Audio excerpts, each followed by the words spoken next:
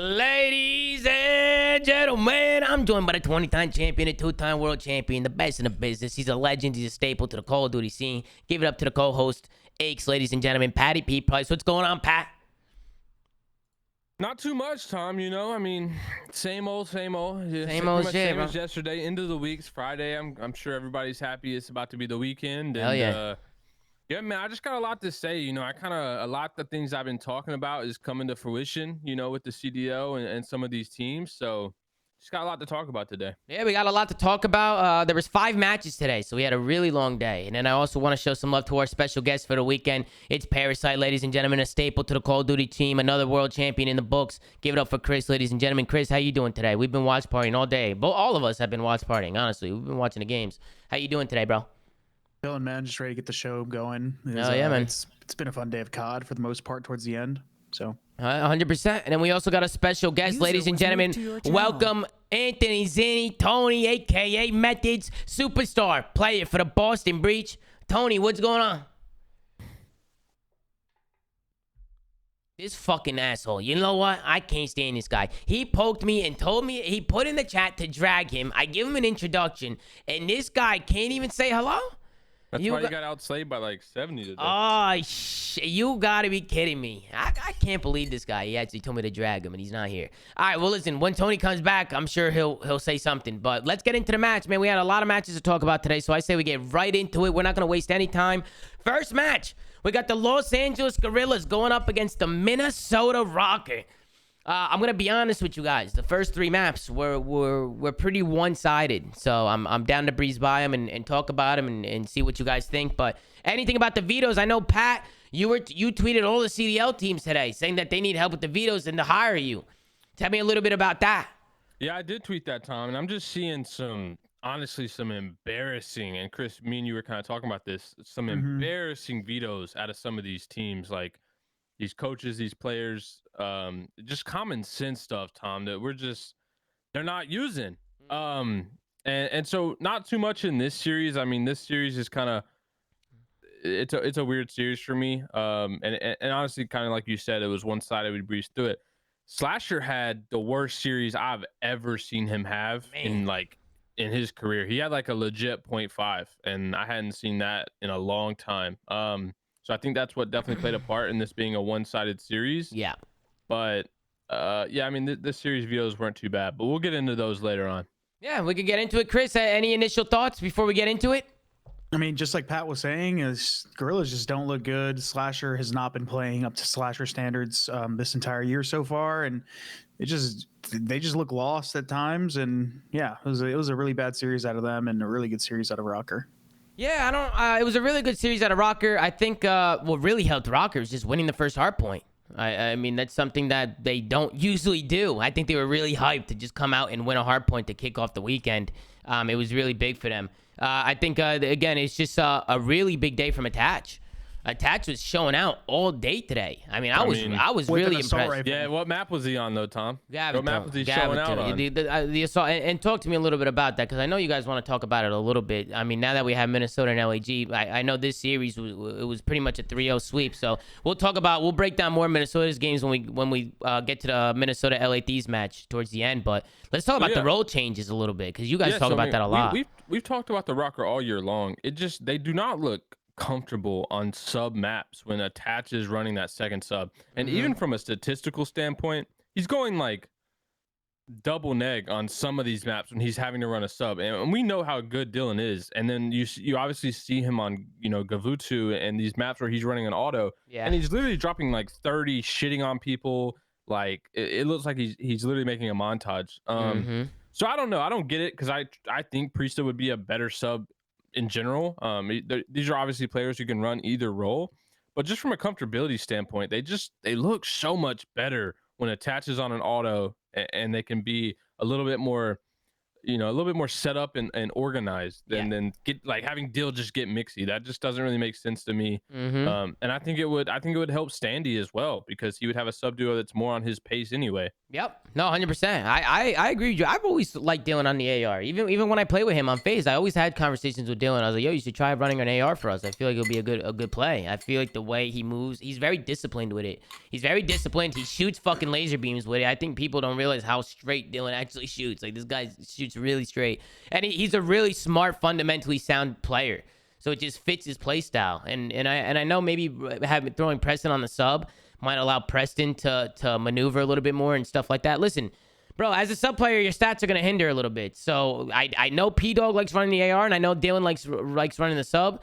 But I think P-Dog should just get mixy and chalk up the AR and let him just, you know, do what he does. We saw what P-Dog can do in Black Ops 4. Remember he turned that 100 Thieves team around? He completely turned them around. So it's like... He's one of the best SOGs the whole year. Yeah, and listen, I want to keep talking about the Rokkr for sure. I just want to break down some of the problems that LAG is having right now, because I have it written down here, and I was really disappointed with LAG today. Really disappointed.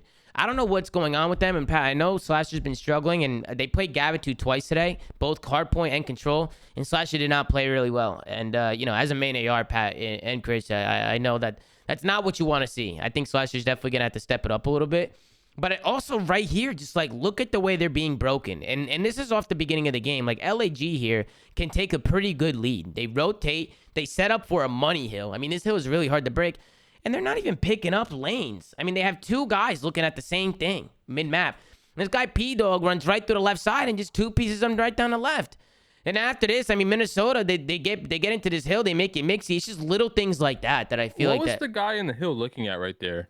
Yeah, I don't know. I don't know. Like he was staring at the rock in front of him, bro. I don't know who it was, but it's such a generic thing to say, but we were joking that was about awesome. it, and I was like, just watching this map, LAG just looks fried. Like their decision making was terrible a lot of the time. Like they would put themselves in an advantageous position and throw it away literally instantly. And on top of that, so this is just a generic problem about them in general, but ASIM is their best player, and it's not a shot at ASIM because I think ASIM is amazing. You look at their stars, right? They're historically, you have Slasher, who's historically one of the best ARs we've had for a while. Gunless, probably one of the best flexes we've had for a while, and Hook, which at a point was one of the best subs in Call of Duty. And ASIM is outperforming all of them. And it's not that ASIM can't do that; it's just ASIM historically Big P played good today though, Chris. Like Gunless went off today. Or Gavutu, whatever. But it's a thing where it's not like all of them aren't doing that. Like at the same time, it's like they'll have one, maybe two people playing well sometimes. It's not enough, especially at these majors when everyone is turning up to a whole new level. And on top of that, just looking at the series in general, like you can't lose a hard point when it's literally been the only thing that you've been good at. Yep. And, I agree. It was their pick. And not only was this first map their pick, they're playing AR maps. They literally played Gavutu in both respawns. Like, and I mean, we're assuming this is their style, right? To play these AR heavy teams. But like Chris said, ASIM has literally been outperforming everyone else on this team. Yeah. And their maps don't favor him. Like outside of really Control, where they sometimes play a Tuscan. Gunless and Slasher to me just have to step up massively. We saw moments from Huke, but mainly Gunless and Slasher. I just gotta see more out of them.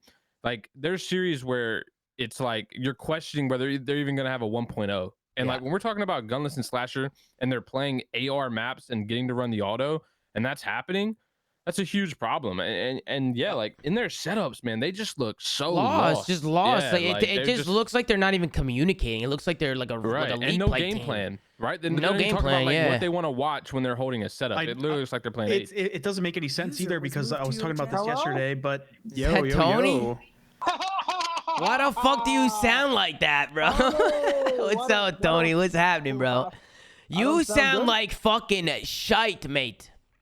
It's because I'm on my AirPods. Should I try just my phone? Wait, hold on. Let me see if I... Yeah, try just your phone because you sound... How's that? This is even worse. It's even worse, bro. Fuck. Bro, Anchor.fm is not going to allow this type of quality on the site, bro. You got to fix this instantly. No, it's not that bad. No, it's not that bad. It's not that. But we could use you. Well, I guess while you're here, Tony, we'll just say congrats, man. Well, congrats on a dub. You know, you showed out. I mean, Tony, we could talk a little bit more when we get to your series. You know what I'm saying? Why don't you want to You set a record today, Tony. I don't know if you knew that. Tony, you want me to For bring what? you in for your series, Tony? Is that what you want? Yeah. I'll hop in for my. All right. Well, All right. listen. While we wait, I'll let you think about this. You did, in fact, your team. You broke a record today. It's never happened that was before. the most insane thing I've ever seen. You've in my never life. a team has never been outslayed that bad and still won a series. So Wow. congratulations. Yeah, go to IGL. Yeah, congrats, Tony. All right, Congrats. gotta go. Listen, Contact me. yeah, Tony, I'll text you when we're going over your shit. All right, let's All spam All Winnie. right, later, boss. Spam and Winnie in the chat. Show some love to Winnie. Yo, if you guys don't mind, I really enjoyed this listening from the Minnesota Rokkr. I want to hop in and go for show it, the go for chat. it. I like the energy, especially from Priesta. Let's get it going. Top right green, go. Top green. Yo, run up on the guy, time. He's one shot, dead. Nice. Top green. Yo, what's T2, guys? Last guy T2. I got 3. Nice, good job. Take your time, they're getting close. I'm nading over. I'm gonna rotate your top green. One shot on top. Nice, good shit. I got one. That's us. Go, look at the cross, good time. I'm looking at the cross. I'm top 3. I'm out ring, guys. I have the cross.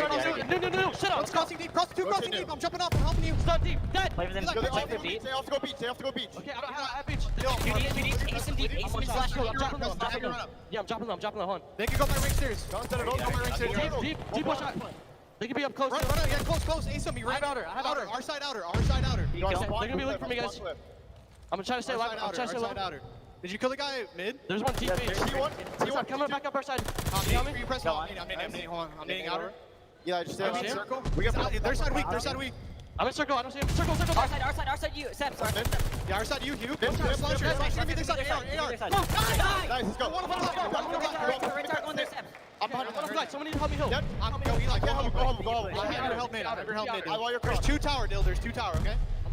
Love that. Love the energy out of the boys when they get that break there. Because honestly, I think they got hyped because that's a good 30. I mean, that's a good chunk of time right there. They're just building upon their lead. And you guys know what happens when you build upon your lead. You just stay ahead of the game. Make sure you hit your rotations and you're good. They sound really good. A stat I want to talk about on this map, this first map. Yep. Minnesota Rokkr had 100% major hold percentage, which means that of all their hills that they held, they got like a majority of the time. Like, and for that's an absurd stat to have 100% and have like no minor holds, no perfect holds. Just every single hill that they're holding initially, they're getting majority of the time on. Yeah. And for the Gorillas, it was like the opposite. Their hold percentage was shit. It was like 12%. For a major hold, and 25% for a minor hold, which means they got the minor amount of time. But yeah, I mean, and then for the Gorillas, they just couldn't break. They literally couldn't break a hill and get any time off of that.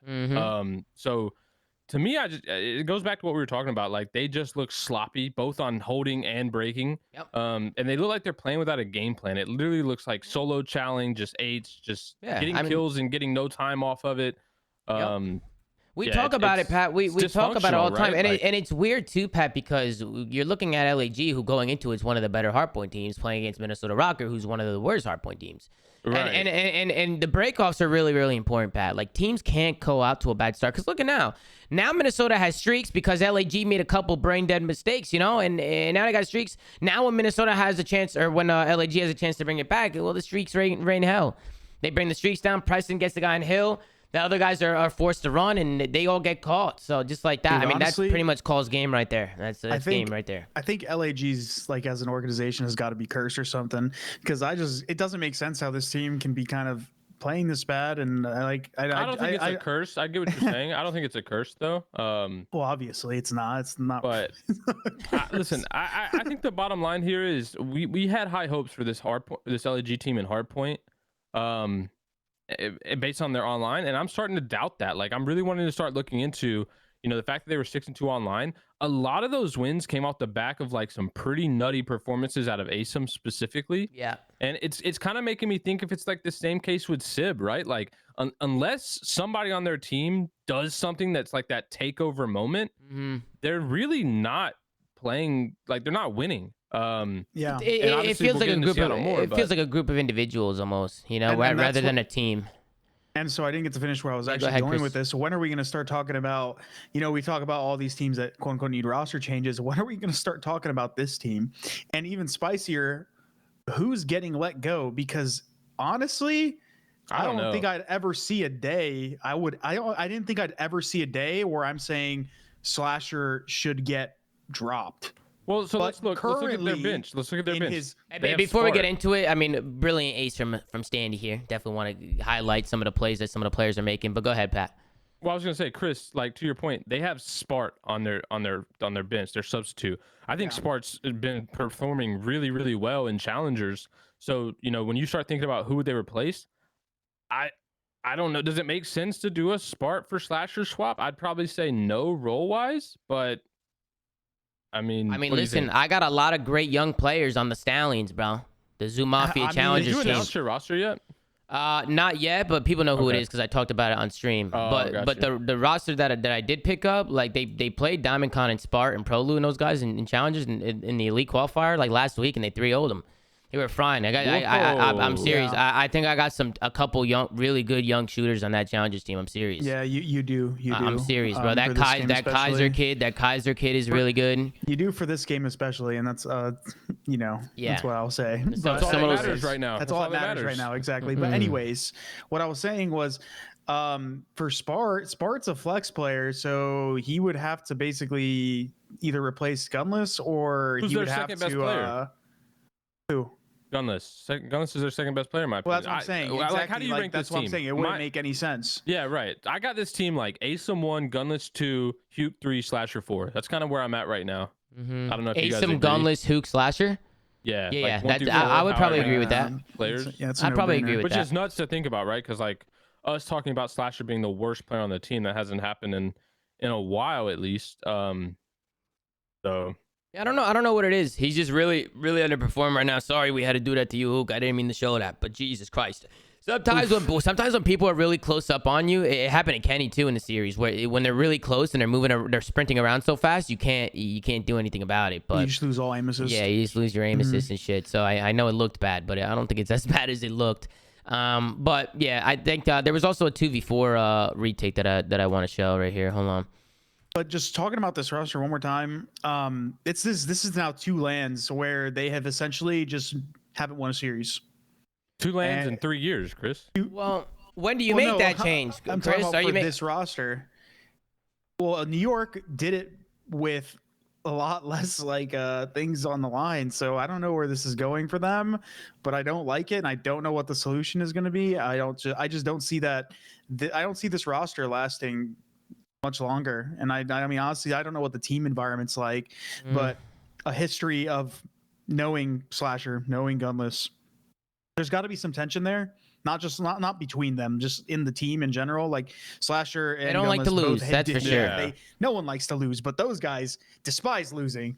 I mean, we've all heard stories about how people like that, but it is what it is. At the end of the day, they need to find out something that works, and whether that's bringing in new talent or going for some sort of trade. I feel like they're late something. though, I don't right? know. I feel like they're late to that 100%. play to bring in new talent. They had the whole offseason. They made a complete swap. They whole wiped house team, and got the 5 whole new team, guys, yeah. or 4 new guys.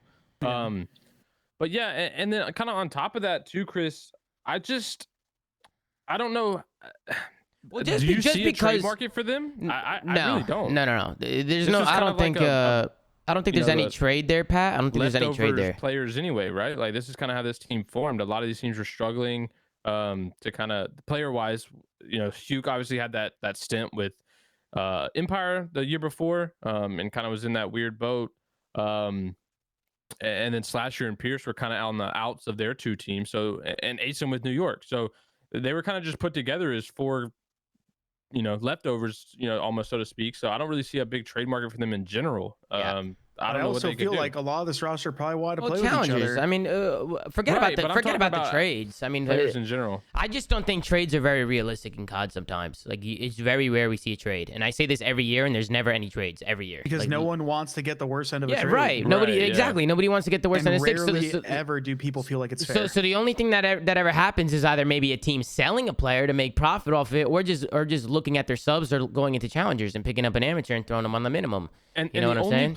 The only player that I could see being in that boat of being wanted to buy is like New York maybe buying Hook, right? Like that's the only real scenario for anyone on this roster that would be getting bought out. you think they go? Hook. You think they go through that again with how Krim and? Oh no, I Duke? don't. No. But I can't see. But I can't see like them going and buying ASIM when they let him go for free, right? Like can't see that happening. Yeah. So yeah, I don't know. I don't see ASIM going anywhere, to be honest. But in general, that's what I'm saying. Hook was the only one that I see would be in the buyout like type of combo. And Yuano, where stuff like Yuano, it sucks. So you put so much investment into this roster and this talent, and if it's not working, and the market for players and stuff like that is really bad because we're obviously we're talking about trades and stuff like that, barring maybe like what Neptune. But regardless, if you're looking at challengers, this is where it's important for people like the people that like work for them, like the Devils and Rick, to really have an eye on it, because if this keeps going south and that's their only option, they better hope they're very well informed. Otherwise, they're going to run into problems all year where they don't know what to do. They don't know who to switch in. They don't know who to get. Yeah. If they're not going to use Spart. I almost feel like, that's what I was going to say. I almost feel like that kind of period elapsed, right? Like they decided Spart is going to be that one. Exactly. But I didn't really think, it doesn't really, like, I know why they got Spart, right? They liked him. He was played for them before. He's obviously good.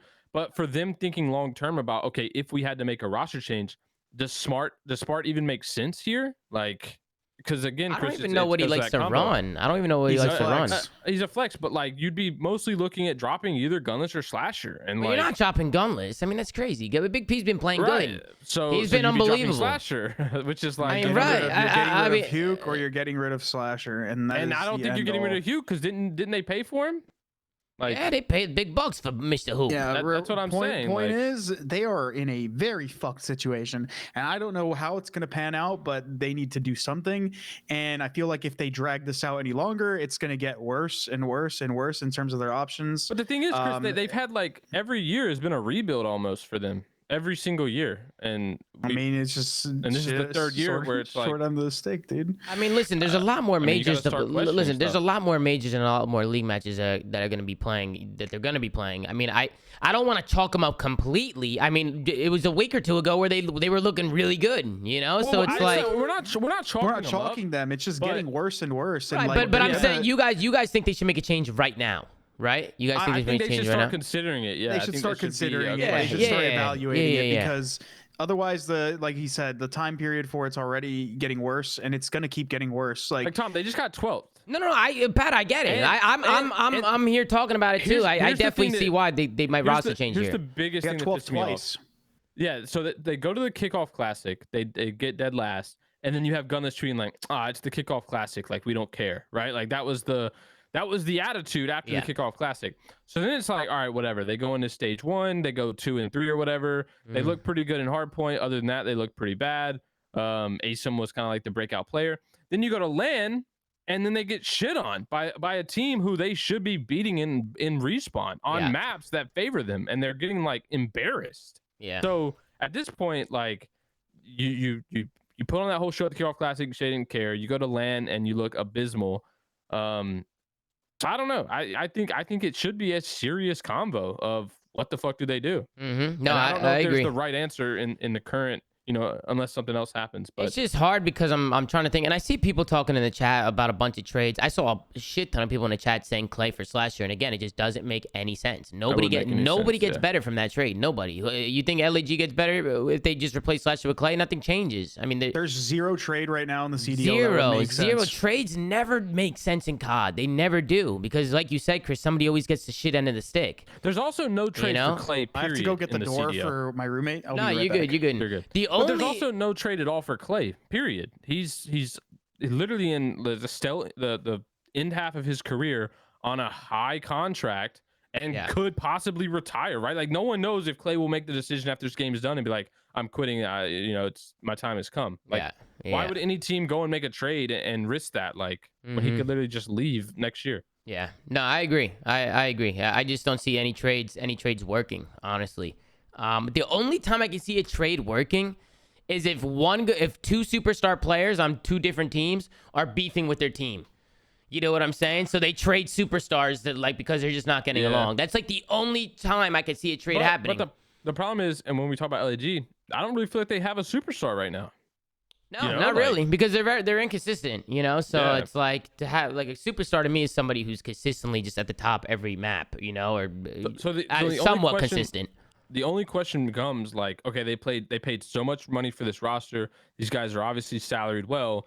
do you just chalk it and get challenger players and chalk up another like investment 3 months in or whatever it's been? Like that's the last question you make is do you go down that route? I mean, can't they stop the contract, Pat? Because say a lot of the contracts are different now. You know, they can save money by cutting a player on a high salary contract. No, they could save some money, but it's really not that much when you talk about the fact that you played buyouts and you're obviously paying free a lot of salary. They're losing cash, right? Yeah. Because all these players were on fresh 1+1, so they had them for 2 years if they wanted them, and you'd be letting them go for free. You're basically guaranteeing 0 ROI in a potential off season, you know, where the league could expand. We don't know. A team could end up. But you bite the bullet, Pat, is what I'm saying. Some teams might bite the bullet. Is that They're biting too many bullets at this point. They've got bullet holes just all throughout. Yeah, like, Pat, the you're last one of 3 them. years. They're losing a lot of cash. You're not wrong. Hey, listen. When I was on the team, we were winning series. That's all I gotta say. When I was on the team, we were winning series. I'm sorry, Pat. I don't mean it. We were in 8th when I was on the team, ended in 12th. That's all I gotta say. Back-to-back years. So I mean, like, bro, look at it this way, man. You got Paris winning a series and LAG ain't winning a series. They gotta do something because Paris made a change. Like, yeah. Paris made a change, and they look better.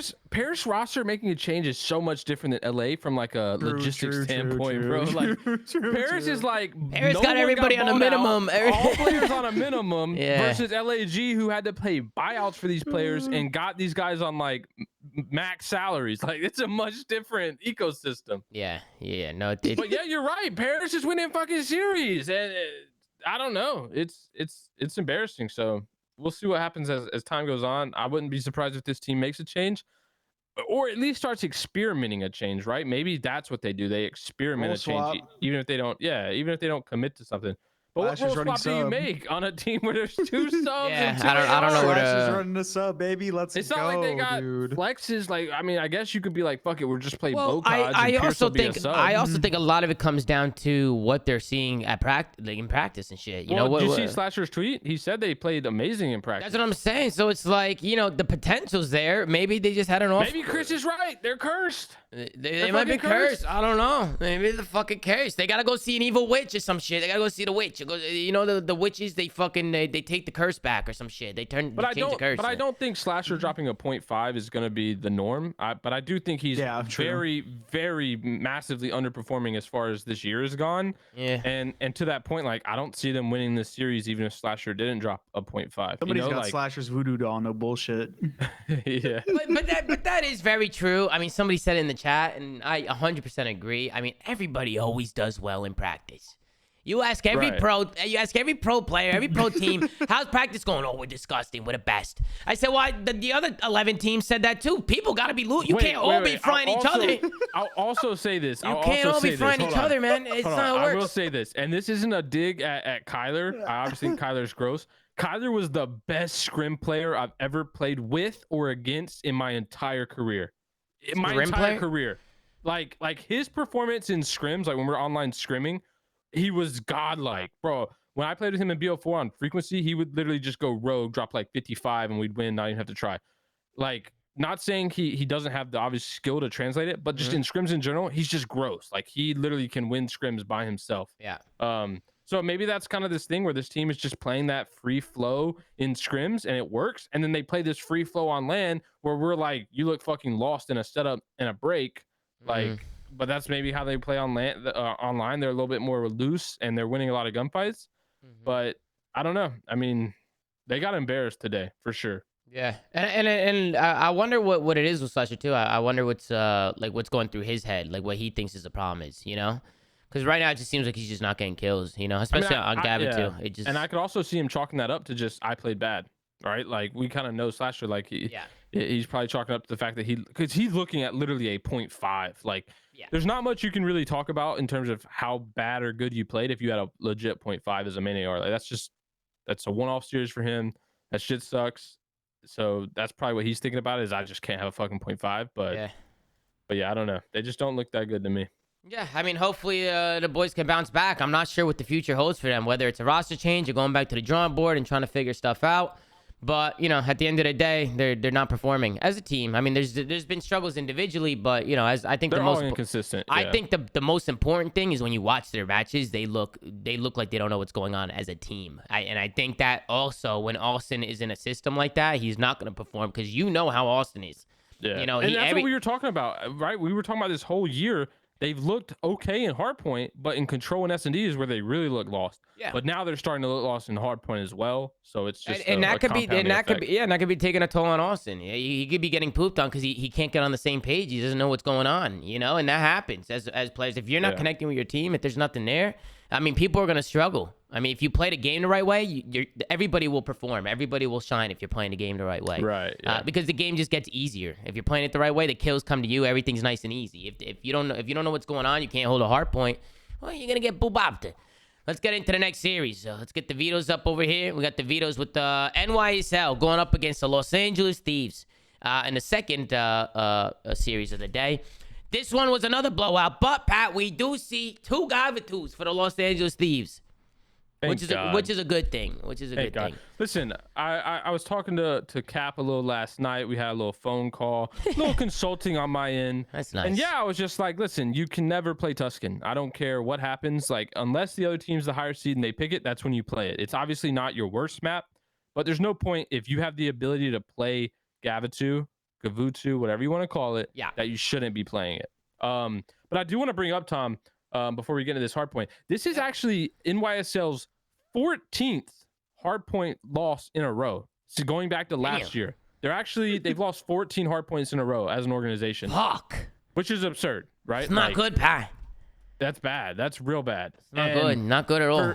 And if I'm New York, I'm looking at my team and I'm like, damn, Hydra needs some fucking help. Like, well, it was a Paco versus Envoy, the first map here. This guy is literally 40 in hardpoint, double digits in S&D, 30 plus. Like, he's doing everything he physically can to win a series, and they're getting 3-0'd. Granted, they're playing the Thieves in a loser round 1. They probably shouldn't be. But, bro, I mean, this guy needs some help. If I'm in NYSL, I agree. I know I paid Krim and Clay the bag. I've got some, obviously, the GOATs of Call of Duty veterans on my team. But as a franchise, I'm really looking like, hey, I got a super disgusting, young, talented player who probably a lot of players would love to play with. I got to start appeasing his needs as a franchise long term, because this guy cannot be having the series he's having and consistently losing, bro, and having 14 I feel bad for the guy. I feel bad for him. I feel bad for the guy because Paco, you could tell that even when you just watch Paco's POV, you could tell he's a fantastic player. He's a really good player. He's been putting up the numbers. He's been doing half the time when New York either wins maps or keeps it close, it's because of him. You know, the whole reason they won the last series they won and got the first one on the boards because this guy Paco dropped fucking 35 million kills in the last fucking map. Remember that in the S&D in the bow cage? So it's like, you know, this guy needs help. He needs help. And I'm just going to say, I mean, in a 4v4 COD, Clay and Krim can't play together.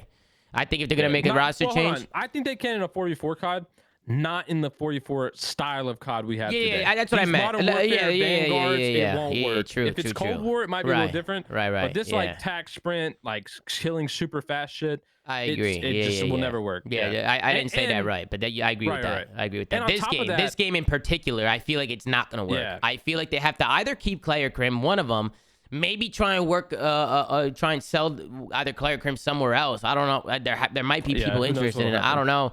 But they need to bring in some more pace, I think. Paco needs help. He needs some help here. To that point about pace, why the fuck did they get rid of Neptune? I don't know. I told you they pre-popped the fucking roster change. You saw Krim in his interview. His logic was, so we obviously weren't playing well. We just wanted to make a change. We wanted to get somebody that we knew could show up at LAN, know that we're the last seed in loser bracket, and perform well. And this isn't a dig at Royalty, but like that wasn't a fix there. You're not just going to pick up Royalty, put him in the system that you currently have and are enforcing as a team and expect this player to play well. Like, they're setting him up for failure. They might have been just looking at something for the short term and But they why just not went keep with someone. Neptune? Like, this I is my mean, problem I with get roster it. changes. Yeah. If you're making a roster change and the goal is to go from 12th to 12th, why the fuck are you making a change? Yeah. Like, if it's not gonna fix I anything, agree. you might as well let the player who you think you had trust in early on get a little bit fucking better if he's the issue, because Yeah, I mean, look at the ceiling Neptune can get to, Pat. yeah, You know? you're gonna pick up royalty to drop him a month later. Like, Well, to be fair, I fuck think was they that? might have thought about signing him as a sub because I remember because I was on his team in challenges before. but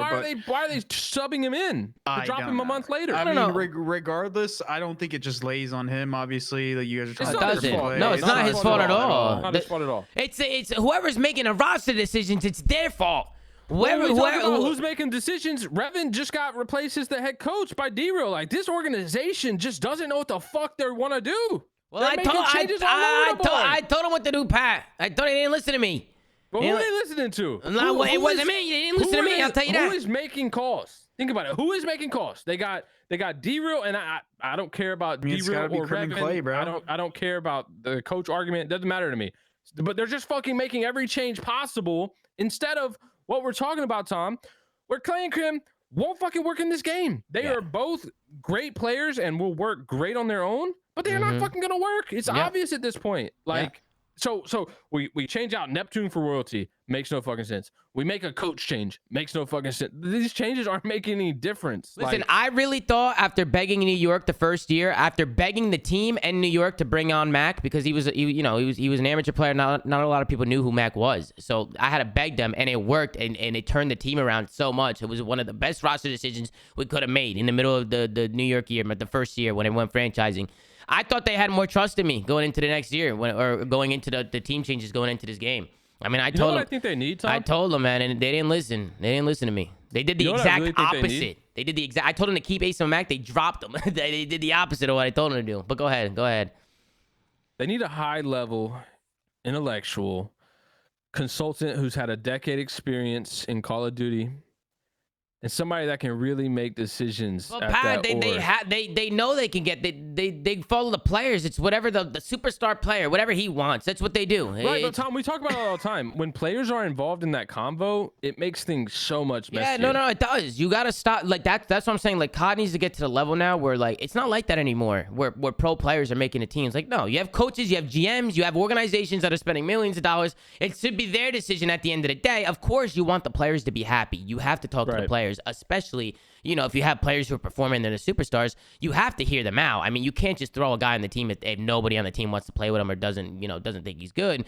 But at the end of the day, I mean, you need to get those conversations started. If you're a GM, if you're a coach, do they have a GM? Do you know? Do they have a like? I don't think so. No. And when I say GM, do they have a Call of Duty experienced GM, not like a business GM from the New York in like a specific? I know they have 3 coaches. They have JP, Revan, D-Real, but do they have a set GM who's like making these decisions that has the experience? Because to your point, I think if they do have a business sided GM, right, it's Clay and Crim in the ear, like making the calls, and they're going off that because that's all they know. And Clay and Crim are obviously, intellectual, great for that role. But when they're the 2 players on the team who we're saying doesn't work together, then obviously it creates an issue. Yeah, so we'll see. I see Trey Zero in the chat. I see Trey in the chat pointing to crying faces. Listen, the first year when we made the New York change, the reason why we were losing was not because of Trey. I mean, it was because you didn't sub in Doug. We all know. It was because Cincer was on the bench. We didn't have. I mean, yeah, sure, we could throw that out there, but we just needed another sub player. I mean, it's just as simple as that. Like there was nobody next to me that was just like getting my trade. Like we needed somebody with pace, and that's why I begged New York to get Mac because he was that guy with pace in MW. When I watched him, he's just always hit a goal button,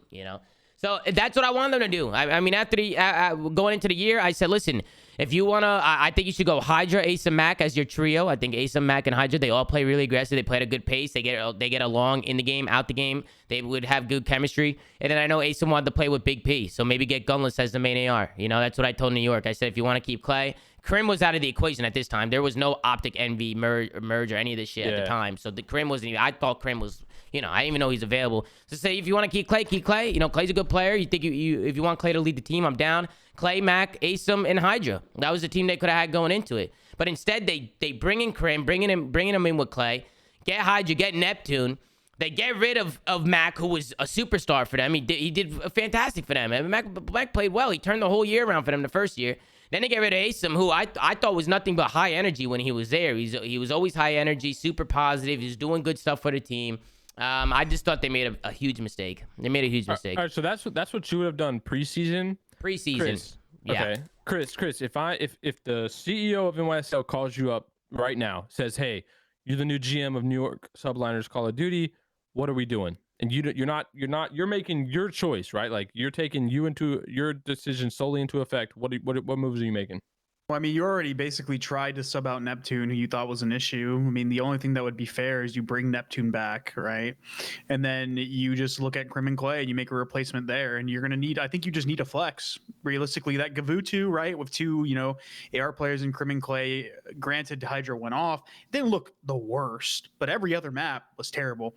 And like by their current like roster, their map pool is just so freaking limited. They need an actual flex. Like that's what I think their biggest issue is. And I think right now, what's your flex pool like outside in challengers? You have like Brezzy, which I think could be good because he's also French. So maybe him and Hydra can just go vibe. I like them, Chris. I like that. I mean, and Brezzy's been frying in challengers, yeah. right? Or like Paul X, or what's the other team? I'm trying to think. So who do you drop? Those are between Crim and Clay. Yeah, that's a hard one, bro. Between Crim and Clay is a really difficult decision to make. Seriously, because you also gotta think if you're dropping Clay, you're moving Crim to main, right? And I think Clay is the more natural main. Crim. I think Clay's the more natural main AR, but I also think Crim has been looking better now. Yeah. So it's like it's a decision that they're gonna have to make. I mean, at the end of the day, I mean, regardless, it's Clay and Crim. I mean, these are both legendary players. They've been playing for a really long time. These guys are well-rounded, multiple championships across the board, and rings. So it's hard to get rid of one of those guys. But the moral of the story is you have to get rid of one of them because he's just not working. And I definitely if we get rid of Clay, I mean, do you see him playing anymore, or is that the end? I don't know. There? You gotta ask Clay. I personally, well, I'm saying, do you see him getting on another franchise this year? Right now, no. Personally, I do not, and that's just me being honest. Either. And I don't see Clay sitting out a year and then coming back next year. Mm-hmm. I definitely I don't know if I see never, it or man. I don't know. Yeah, you never know. I mean, at the end of the day, you never know where Clay could go or who might want him. Right, but Clay's not gonna play challengers and no, absolutely not. Absolutely Truthfully, not. I know this is off topic, but man, I feel bad for these people. Like, from someone who just retired, going out on this game. Well, I mean, yeah, it's completely different than any other COD. Well, I mean, we've all been there. I mean, on 5v5 Modern Warfare, bro. Shit was just true, as bad, if not worse. I mean, listen, all three of us have gone out in terrible ways. You know what I'm saying? And it hurts because we know how it feels. We've been there. So it hurts for us to talk about stuff like this. Like I don't want to talk about Clay or Crim, one of them going. But at the end of the day, you got to be honest. I love Clay, I love Porter, I love both of those guys. But you have to be honest about it. I mean, if people ask me what I think is wrong with the team, that's my honest opinion. I feel like right now, if you can maybe swap one of those guys out, bring Neptune back in. I think they should do Hydra, Neptune, Crim or Clay, one of them, and then figure out that fourth. How has Neptune been playing in challengers? Bad as well. Well, not individually, Bad? but their Really? team didn't qualify, and they have a stacked team. It was that's the Pro Loot. It was the team that your team beat. Oh no, my team 3-0'd everybody. Okay, it's Stanley's. Yeah, okay, but regardless, Stanley's 3-0'ing everybody. Regardless, those guys are former challenger champions, right. and they should have qualified. Well, you know how it is in challenges, though, Chris. I mean, just because they're not qualifying doesn't mean Neptune's not an animal. You know what's True. funny? I mean, like look at Cap. Cap has been playing pretty good here and there. What's really funny? Never placed well ever. So the style of player that Crim and Clay apparently were desperate to have in their system is literally Desi. Not that I think Desi would make this team better, or fix this team's issue, but to have a slower pace sub who is going to play that kind of style that they talked about they wanted instead of how Neptune was playing is literally Desi. That's the only player I think of who they kind of were talking about the style of they player. want a simp. They already have an ABZ in Hydra. They want a slow kill Hori sub, and that's Desi. Yeah. Well, what happened to Desi? Because Desi was on the team last year, remember? He just got released from Paris. He got vanguarded, bro. But is he on a bench for Paris or is he released? Nah, he got released. He got released. Interesting. He got vanguarded. He got vanguarded. He got vanguarded. A lot of people are gonna get vanguarded. Yeah. It's just the way it is, man. Like, Yeah. I'm gonna start calling it tax sprinted, bro. No bullshit. I'm gonna literally start calling it. You got tax sprinted. Bro, and That shit is you want what I different hate? game. It's like, I know like Crim and Clay, bro. I know these guys. I've known them for years. I know they're still good enough to play at a high level. It's just that the way this game is designed, and it's nothing they can really control, and the way things are nowadays, the stress of it's not worth it, and they're just in such a shit spot that like. Bro, they gotta knock out windows. They gotta knock out windows to be able to look through the buildings and shit.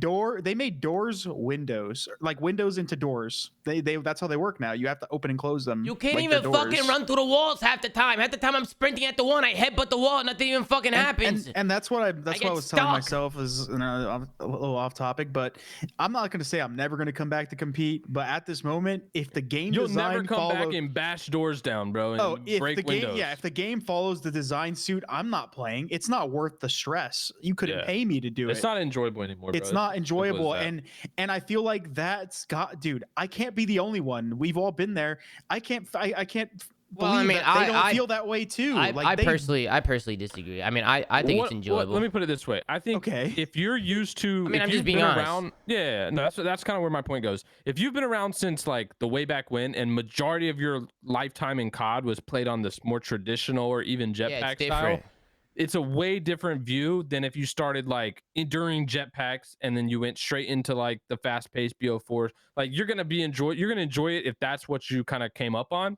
But for the people who played majority of their time in the other style and kind of know what that other world looks like, I don't think they find that enjoyment. I think that's a real thing. I think there's no way Clay and Crim aren't thinking that, right? Like regardless of their performance. Listen, I enjoy the fast play style of the new generation. I like the fast play. I like the aggression. Like you're the flank good time. I love it too. But I just want to say this because I don't like the windows and the fucking doors and the destructible shit. You know, I don't like there's definitely and the no aim assist and this and that. Like that stuff stresses me out and frustrates me. And the spawns and the squad spawns and the tag sprint.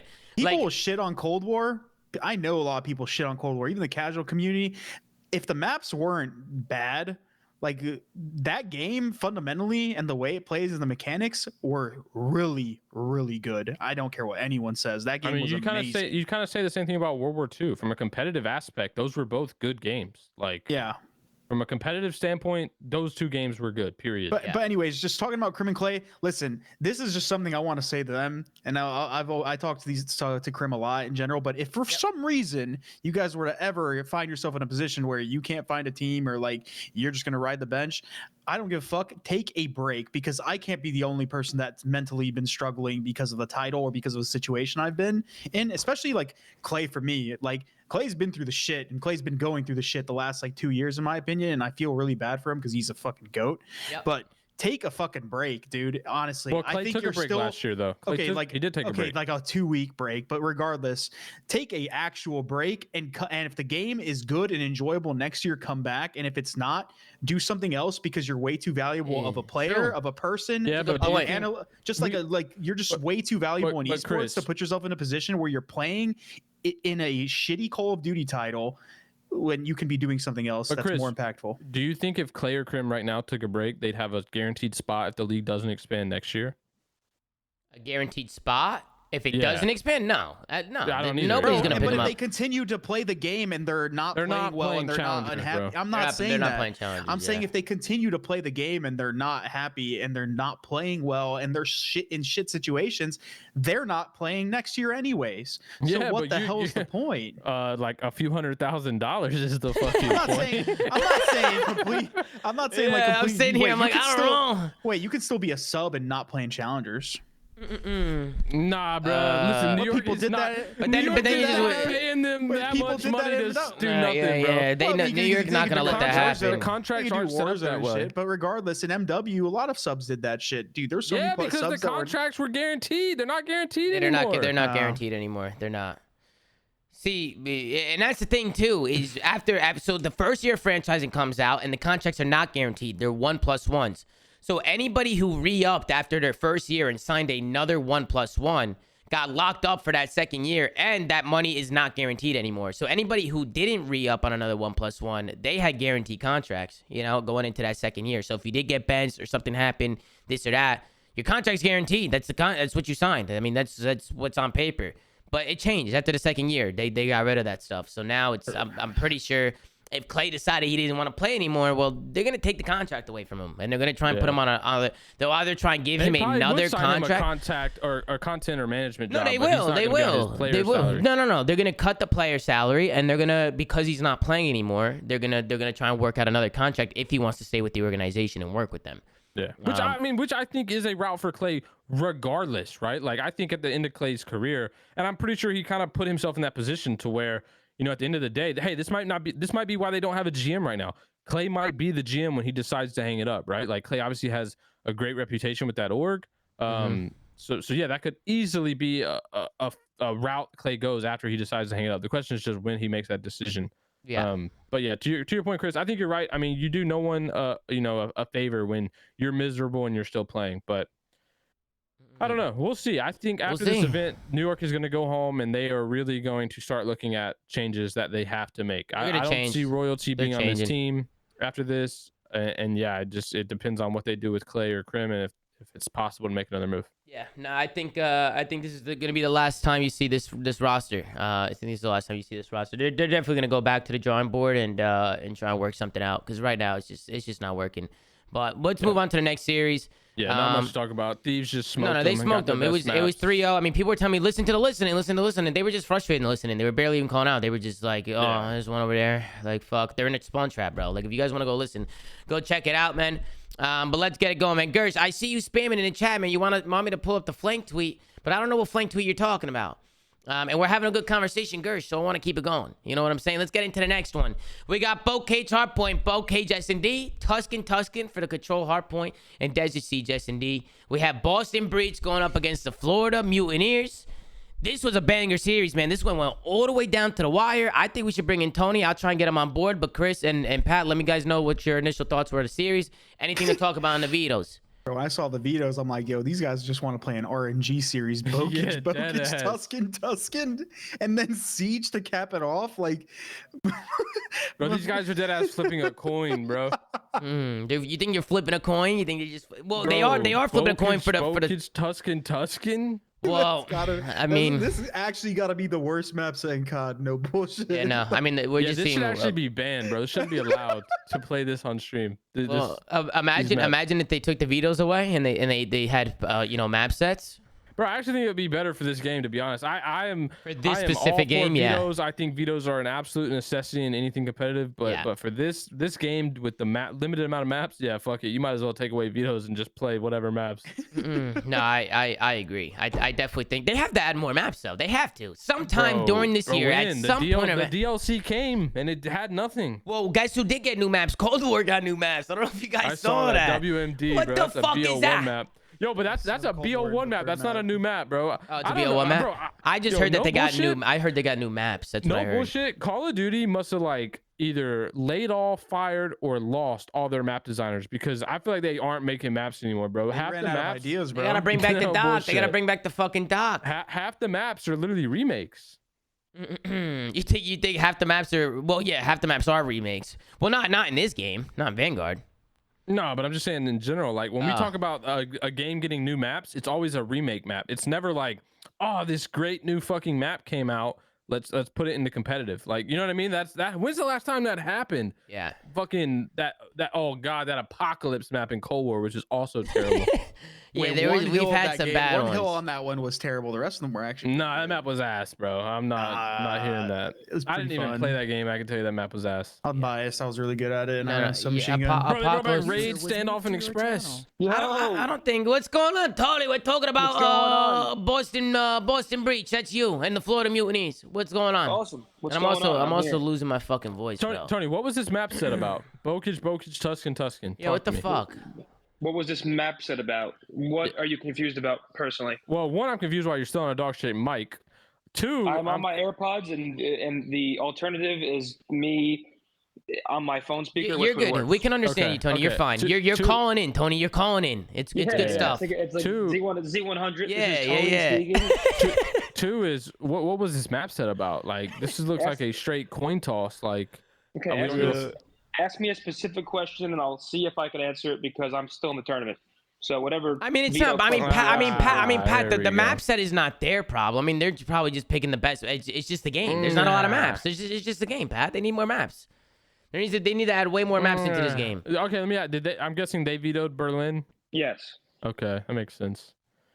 What And happened? What happened in then- this boat cage? Y'all got shit on. Skies was in your cheeks. What happened, Tony? What happened? What happened on this boat cage? Well, we played it pretty decent versus FaZe yesterday. We lost by like what 30, 40 points. So that was Yeah. a pretty good showing. So we were confident going into it today. Mhm. We also knew that they're like a weirdly good boat cage team. Like Yeah. looking at their roster, you wouldn't think so because they inherently have like 3 ARs. But we've seen them play it, and we know that they're like unorthodox and a hard team to play against. So we kind of knew that it wasn't going to be easy. Yeah. But we definitely weren't expecting to get shut down like that. Dill, who's usually one of our main slayers, had a tough map, which will happen sometimes. Yeah. And I mean, when he's like our main aggressor and he has a poor one, it's tough. And I mean, they just played the map well. I really don't have a fucking. It's both. No, they played well. I Yeah, don't it's really boat have a cage. super Yeah. analytical perspective into it. And then Well, tell the analyze people. boat cage. Listen, tell the people watching, because I have made comments like this before. How it's really difficult to analyze boat cage, and I've gotten a lot of negative criticism about that comment.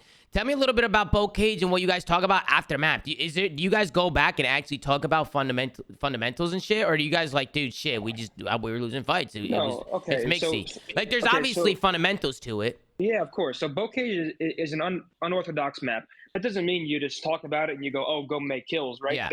There is a correct way to play it, but it's also like a super sensitive map where like sometimes people will spawn out and you're unsure as to why.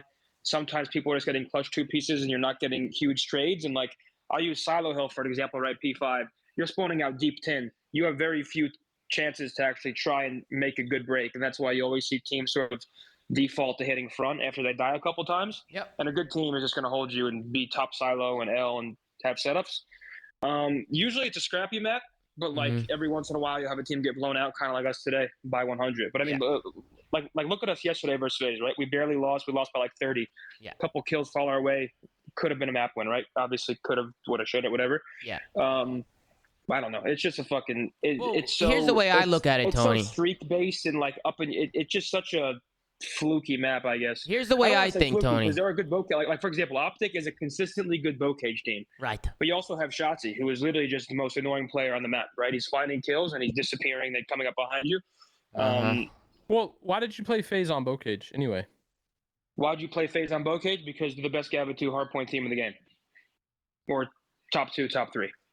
The best way I think, Tony, to explain Next to boat Thieves. cage, to explain the map boat cage, is the map is forgiving. You can afford to make stupid plays. You can afford to hit crazy pinches and hit 10 seconds of hold and not rotate and shit like that, because you're always in the mix. Even when you come on spawn, obviously it benefits you to play the game the right way and rotate and make sure you have an advantage if you do stuff like that. But the map itself is just very forgiving, and there's a few hills where you don't even need to rotate to, in my personal opinion. Yeah, I think we move on from boat cage hardpoint discussion. We just chalked that one up. Yeah. No, I'm down to get the fuck out of here. And you can't really talk about the vetoes on that side. I think like your teams in general were just evenly matched in vetoes. You both had a plan, and you just ended up having to get Bokage. I don't think anyone necessarily was like, "Fuck yeah, let's play Bokage." It was more so like, "All right, well, we have to play Bokage." It's just. It was more so we have 3 SMGs, they have 3 ARs. Yeah. Looking at the map set, boat cage makes more sense than Gav, right? Yeah, exactly. That's sort of how that works. Yeah. Dude, I thought they had 3 ARs, but going from their performance, bro, Florida looks terrible on the maps that they run ARs on, and they look good on boat cage. From what I've seen out of them so far. Caesar's actually really good at boat cage individually. Yeah, he is. He is really good at that map. I feel like we always see Caesar with an SMG frying on that map. And then Dave's obviously unorthodox. Awakening will always get kills, as seen today. He went plus 45. Oh, shit. Sorry. Tom, can you go back and pause that? And Reese is also an annoying player. What? Where they first went on right here. Where they first went on like the look at the players on the stage. Oh, the players on stage. Yeah, like that first shot to it. And Zin, I don't know if you're watching the stream, but no, I can't have it up. Wait, play it. It's like where they show all 4 of them from the side. Yeah. Actually, here I actually do have it on an iPad. One sec. What am I looking at here? Hold on, they show a wake on the side and they have all 4 of them. Yeah, I know exactly what you're talking about. Okay, yeah. Right here, boom. I'm a little You're good. behind you, so yeah. You're good. I got it. Bro, You good. yeah. Listen, I saw a fucking clip or a Reddit thread, and it said, "Bring your kid to work day." And I was fucking dying, bro. Well, it was the funniest thing. Dave Patty's definitely. He looks so young. He does look like a young he guy. looks like a Bro, he child, does. bro. Which is a good thing for when he gets older, because they'll always have that on people, you know? Bro, I it was thought I just the sit close. funniest He's thread I've eating the seen. monitor. Do I sit that close? I think I do sit that close. No, you don't sit as close as him. He's like, no, he's like, no, He's Grunjar level close. no. No, Tony he's on the edge sits of the that chair. close. Tony sits that close. No, Really? it looks Yeah, Wait, he your chest does. is touching Yeah, the he desk? does. My chest is very close to touching the desk. Hold on, let's It's not act not like touching. Dave Patty's the only one with his chest to the desk. Ender's got Oh, his, he's not. Yeah, Illy's Ender got did. his Bro, chest. Oh no. Tony, you got your y'all, chest. y'all remember Gunjar? Yeah, Gunjar Yeah, had he his sat nose close. touching the fucking monitor. His And then you have nose. Rambo. I'm not sure if you. I mean, Rambo's. You know. Ray sat hella an old far. guy. Ray was the opposite. Rambo is Lee Ray- sniping his monitor. I'm not, He's got a Ray- 4x. dude, I've never seen something like that. Ray used to take. Ray, you would think his monitor had fucking COVID. Ray would be 6 feet away from the monitor. No, seriously, Ray used to play so far. I used to watch Ray's streams back in the day when I was like really young, and you could see his. You know how you know how you knew. You know how you knew. You could see Ray's whole body in his webcam. Yeah, I was gonna say you can Yeah. see his whole fit, you could bro. see his whole fit when he's playing. You're like, bro, you're seeing across the room. Like, what Ray's are dripped you out right doing? now. Tony, talk to me a little bit about this map, because you guys go up 3-1, and then you start letting it get away from you 3-4, and then that's when Capsule clutches the 1v2 and has the whole momentum switch. I think Capsule saved you guys this match, or this map right here. No. Cap and Dill both saved this map, right? Dill had a Yeah. huge 2-piece 5-5. Cap had a ginormous 1v2. Yeah. I'm I'm about to show the 1v2 right now. I'm going to show it in this next round. It was the 3-4 round. Instead of it going 5-3 in favor of Florida, Capsule clutches the 1v2 to tie it up at 4. Whole momentum switches, and then you guys just start the fry after that. But what happened? Why'd you guys let up a little bit? It started 3-1, and then Florida made a comeback. I mean, I really don't have like an actual good answer for that. I would say Bocage as a map for search is kind of like a Tuscan, where like it's pretty one-dimensional. Like there's a set few plays you could actually make, and they're all pretty risky. So like when you're up on the stage and everything's on the line, you're about, it's an elimination match. It's not easy to like play the map as it would be in scrims, right? Like in scrims, people are running through bottom house, hitting doors, fucking stunning, sliding through gate. Yeah. And in an actual match, and everybody's on point. People are just a lot more concise and you guys on just had point. a mixy series, Zin. Like all the maps you played are just maps where it's so reaction based. It's like you can have an initial plan, but at the end of the day, you're almost at the mercy of the other team and how aggressive they play, and then you start making your own plays. It's just such a mixy series. I also don't want to write everything off to map set. I mean, like for example, we made mistakes where it's like we died to that top window a few times when it's like we should know, or it should at least be communicated that top window's open, right? Like I feel like people shouldn't be able to get free picks uncontested. Like I was somehow able to get a 2-piece on them top window, which was their mistake. But it's like when I'm there, I'm always watching it, and I feel like sometimes when I'm not there, that's something that we can sometimes give up. So like that's probably one criticism. It's I don't want to. I really. No, don't wanna you're fucking good. write it off You're the map good. set, but it really is just not. It's so hard to actually sit here and tell you why we were losing rounds on Bocage Church. I don't fucking know. No, I mean, it was just a question. If you don't know, you don't know. I feel like Florida might have just adapted a little bit to what you guys are doing, or maybe just switching things up. But Capsule clutches the 1v2, ties it up at 4, and then pops the 3-piece the next round, Tony. Yeah, This guy's an animal. Yeah, no. Cap and Dill both did their thing in that Bocage Church to win us that. Obviously, me and Teach had some rounds, but I mean, for the most part, the highlights of that map were them two. Yeah. Which is what was good I from gonna your young guns, Tony. It's what you want to see. I mean, that's good stuff. I will say Bocage is like a very first blood dependent map, kind of. Right? Like as soon as you get to pick A side, you can kind of guess where everybody else is, right? Like if you're on offense and you get to pick A side, you have to assume one's at B, one's probably top house. Like it's very much blood dependent. And when I don't know, I feel like whoever makes the first bloods and obviously the driver's seat. Well, speaking of first bloods, I mean, Tony, you were the first blood king this map, weren't you? Bocage? Yeah, I mean, you were popping a lot of bloods. I mean, I've already seen like 2 or 3 just skimming through it. I did find a couple bloods. You were shooting laser beams today. I played pretty confident on search. It's a make or break type play style. I mean, I'm not. Sometimes I make bloods, and sometimes I'll get first blooded. It's just sort of the fucking name of the game. I'm not a beezy, but I will chow. And then this one ends up going to around 11, even though I feel like you guys maybe should have closed it out on the offense because you had numbers initially. But Florida do a good job forcing around 11. It was Reese who... Tony, what happened here? Because you got... Tony, he jumped into the window. You know what I'm saying? He either missed a jump or he's going to be to you. You know what, Tony, what happened here? Because you got shit on. Well, I didn't get shit on. I thought... No, I'm just kidding. He he fell under you. You were looking up.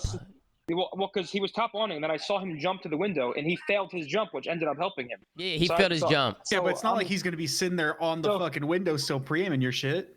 Yeah, I mean, that was fucking terrible. I won't lie about it. You're good. You're good. I mean, true. That's what I was saying. I just don't see. But who knows, bro? Reese could have made a bro. Shotzi might fucking jump up there and sit on top of the windowsill and pre-aim that.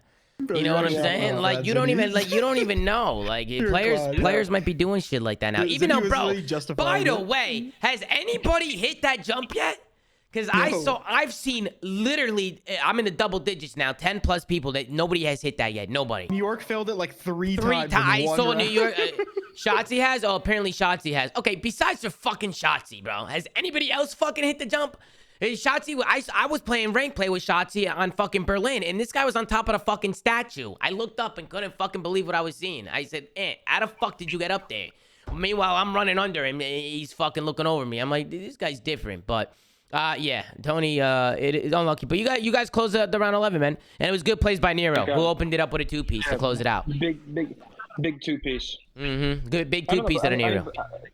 Yeah, I mean, Bocage, like, as soon as he gets that two, I hit River, because in my head, I'm like, there's no way Beta's got two-piece and someone's watching River. Yeah, that pretty much closed it out. Good spot. It was pretty much like a whole map pinch after Dill gets the two-piece, which, thank God he did, because, I mean, he's in such a power spot there where if he dies without making one, we're in a tough position. We pretty much give up A and they're in the driver's seat. So shout out to Dill for that two-piece. Yeah, well, before we get into to control, I know Florida won the first defense. We go on a defense with you guys. Let's go into the listening and see how you guys sound. Hey, pick up low church, guys. I got Top church, top church. That's a guy fire. That's a guy fire. They can be low church. You right now. Yeah, I'm backing up the tank, right? I'm Arslan though. Okay, there's two. I got nade green. Church is I'm low. almost fired. I'm weak though. Where's back on stone? P5. I got you. P5. I have the entire back, guys. Post that up. What's open right now, Church Alley? Yeah, and Yeah, Church Alley. I kind of agree. I still got your P5. Green. Reese is green, bro. Reese is green. Church alley, go church alley. Hey, Church Alley, two of them. Absolute P5. One shot, Church Alley, waking up. One's P5, Dave. They point together. Top green down. Point over. Okay, I'm I'm stuck. I stuck the back out. Okay. Top black, guys. Top green, one shot. Absolute. Top green, Dave. Top green back out. Come on, they point. Back element. Top green. One shot. I'm heading back out. Come to church. One shot. Yeah, I'm pitching. Back out. And one's top flat, Back out, one shot. Okay, favorite back, yep. Let's go, come on. Hey, I'm good. Team on point, that was Reese too. They can be plat, right? Another one. He's weak. I'm green heady right now. We do red already. Yeah. Okay, I'll pick it up on my spawn. No, we're down two. I got deep. Get the setup. I'll watch top green from the heady. Yeah, I got What's the map? Hey, don't die. What's the setup? Watch your own plat. Watch church alley. Can you come like low? Actually, no. Double plat. I'm one shot flat. I'm watching. I'm looking up. I'm looking flat right here. Yep. I am top green. Watch church alley. Oh, you gotta watch Church Alley. Yeah. I don't see anything in the back. Nate, flat here. So if you need help in the back, I'm right here. Okay. Church Alley. Arslan, Church Alley. I didn't see anything in the back.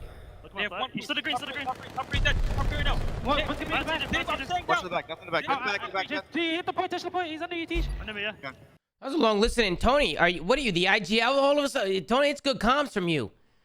This guy's the in-game leader, bro. I mean, you're telling people what to look at, what to watch, what you're having, where they're coming from. I mean, Tony, you're doing everything right now. Yeah, That's good comms out of you. That's good I'm trying comms. to be a better IGL. I think I'm currently a little inconsistent at it.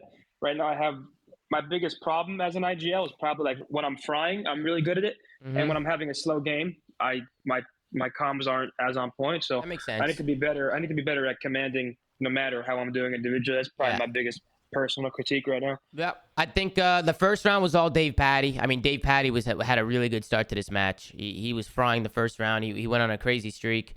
You guys bounced back with a defense, and then things got a little weird towards the end of this 1-1 control round. I think it was Capsule that was it was a weird play that you guys are definitely trying to push for this B point. The lives are going down. Do you remember what happened here, Tony? This is We're on This offense is now? this is you guys are on offense. This is where I think Cap There's 2 like made seconds a in the clock? yeah. I think Cap made a over should have chowed here. Right here, I think Cap should chow. Personally. Hold on. I'm watching it with you, but I'm obviously a little behind. Let me see. So he has a team on the point. He gets 2. I feel like they should definitely you guys either chow or stack. Like do something. Like the other either everybody stack or chow. No. Right here, Cap fucks up a call out. Cap stuns him back L. Yeah. And he says he stunned him Church Alley. So he called the wrong thing out. And if we kill this guy, the round's over. I have 2 people one shot Church Alley. Yeah. And he stuns him. And he gives up the guy L. And the guy just gets a 2-piece. Because that's a round I feel like you guys could have won here, Tony. I'm gonna be honest with you. I think you guys could have won this here. No. If we kill Caesar, the round's over. Because I got a question for you I though. have 2 people dead Church Alley. So Alley Cat made a tweet today about stacking the point and how like she's seeing a lot of teams decide not to, and it looks like they're costing them. And then when on the flip side, when you see a team stack, it seems to be It's really situational working for them. Yeah. So and then you had some different opinions. I think Clay tweeted like it can be a lose-lose. I wanted to get kind of your take on it since you're obviously playing and you had a situation like that as well. What's your thoughts? I mean, you have to stack the point at times. You kind of have to dodge nades, and I don't know. It's situational. It's such a split second decision. Like, see, I don't know. My take is this. Point, you should know the timing and when you can get naded. Then you can hop off for a second, hop back on. Yeah, that's my take. I feel like I've never seen like a team get smoked by nades when they're stacking the point. I haven't seen that yet, personally. Well, I mean, it also depends on how concise the communication is, right? Like if you're all buddied up, like ideally. Which why would you do that? You're never gonna buddy up. Like getting different spots on the hill. Someone's gotta watch mid lane, Church Alley. Someone plays that little fucking box corner. Like I don't feel like you'd be buddy up enough to get double naded anyway. Yeah, situational. I don't know. And also by stacking points, you force them to come from 2 ways. I mean, if they're spawning in the back, they don't have time to hit a long route. You know what I'm saying? People's nades aren't good enough. Like I see some players people be some throwing ass some nades. horse shit, bro. People be soaking up the horse shit. Blow up mid map trying to hit the hill. But you don't quite literally have to fully stack. You can go ahead. It depends. A fresh 4 and a 3 are different. Like I'll use the phase. So Simp 3-piece us when we were 4 stacked on B point because we didn't count his name and he was behind us P5. If you get a fresh 4 and you know where they're all spawning, it's a lot easier to stack and know what needs to be watched rather than having someone missing, stacking, him coming above you getting a 2 or 3-piece, right? Like, I don't know. I think if you get a fresh 4, a stack makes sense. Minimum 3 people. And then it's up to you to not get fucking blown by nades. And then you guys kind of, I mean, Florida was able to clutch up on the offense and win the control 3-1. They just kind of forced their way through front, to be honest. It just seemed like Florida just kept flooding Church in front over and over again until they got a break. It's pretty much how they play. I mean, is that pretty much what teams do to break? They just keep flooding front because it worked.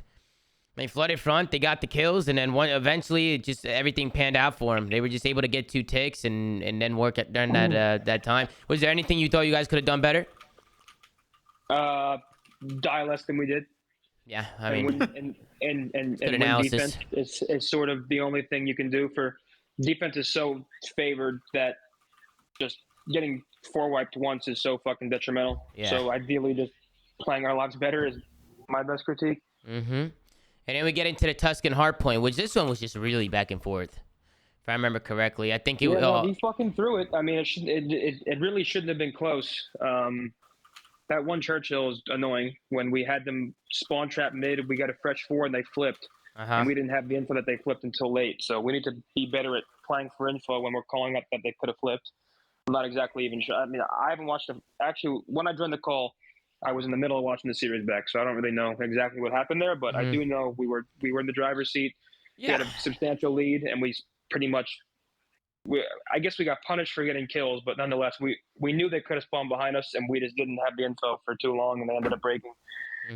But I mean, to be fair, I mean, you guys won the map.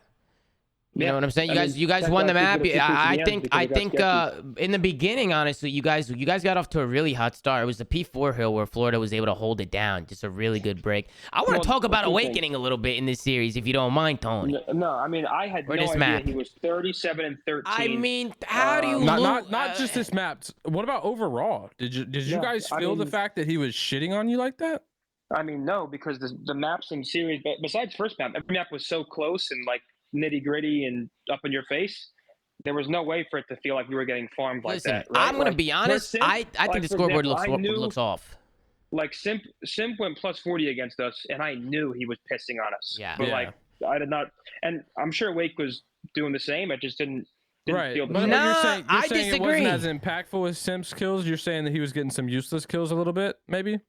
I mean, listen, I'm not. I haven't watched it back. Like, I mean, listen, they're out I of the think- tournament. They're I out of the think- tournament. You don't got to Listen, say listen, face. You can can say I it. say? I want Well, to no, say. I mean, of course. Wait, Sip is one of, if not the Let me best say- players in the world. Him, especially his role to defend Wake. I mean, listen, going plus 45 and losing is never ideal. Going 37 and 13 and losing a map. For also, that's got to be wrong. 37 and fucking 13 and a Can I say it? 250. Can I say it? Let Tom say it. Go Let ahead, Tom say it. go Let Tom ahead. say He's it. Go playing ahead, his Tom. life too much. Oh my goodness He's gracious! playing his life way too much. This guy be hovering around hills. Brother, slide in that motherfucker. If I had a teammate doing it, I'd be losing full.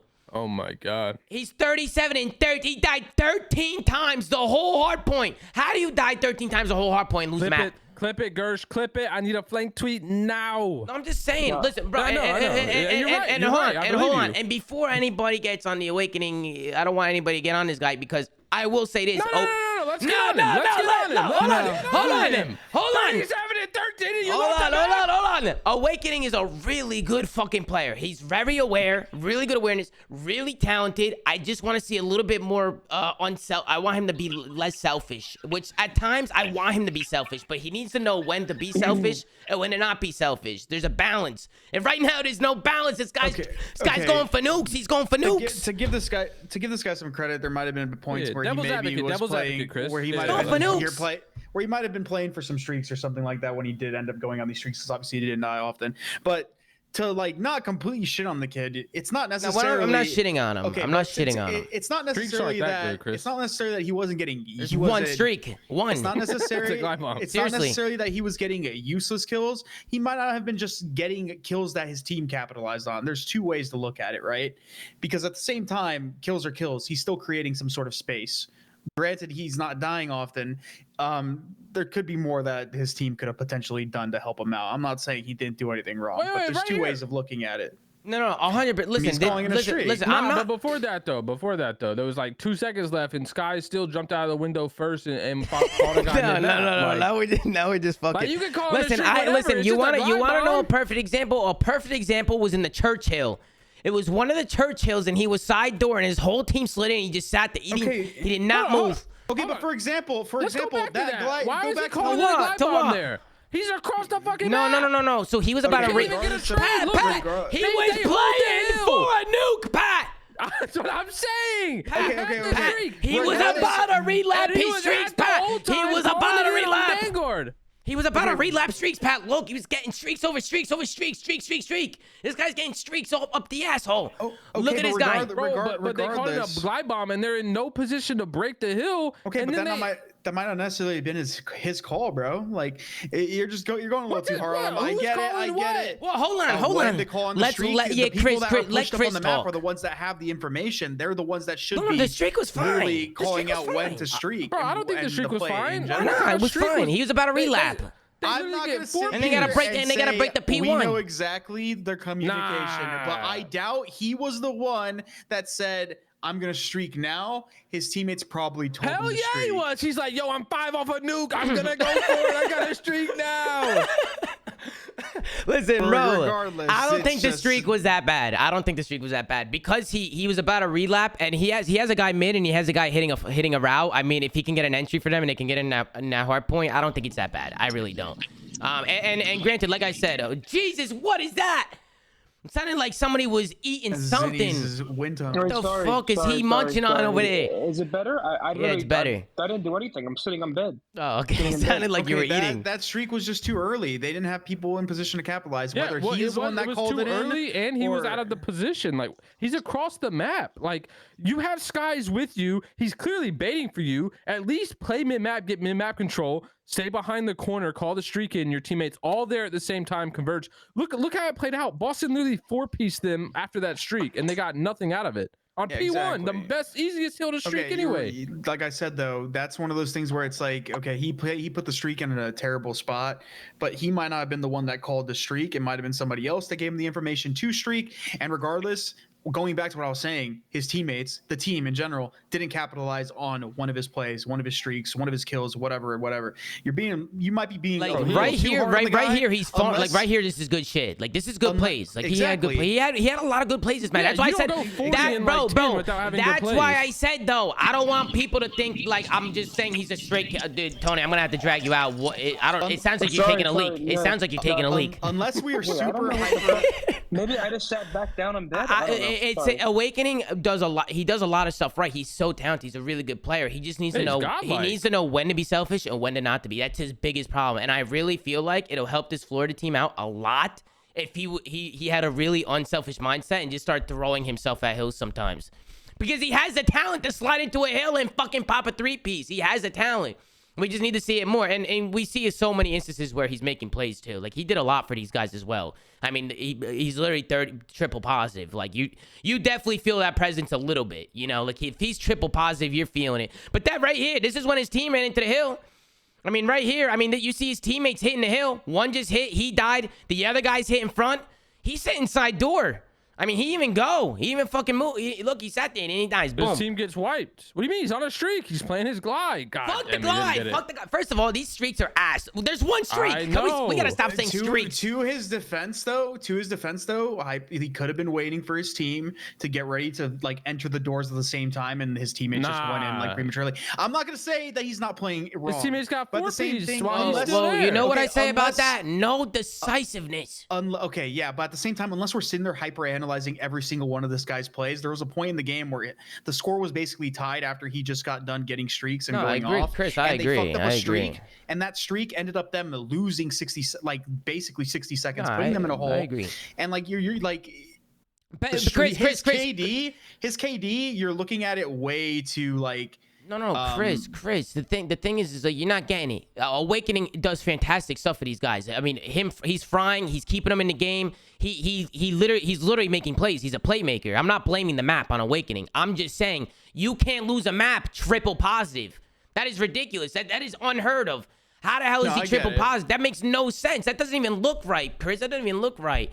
I It just, get it. Especially when the game's this close. I It's get it. If you actually- yeah, this close, and it's Vanguard. Like these hills are mixy. Like there's got to be opportunities where he just had to go, unless he's just sliding into hills and just piecing them, which he does sometimes.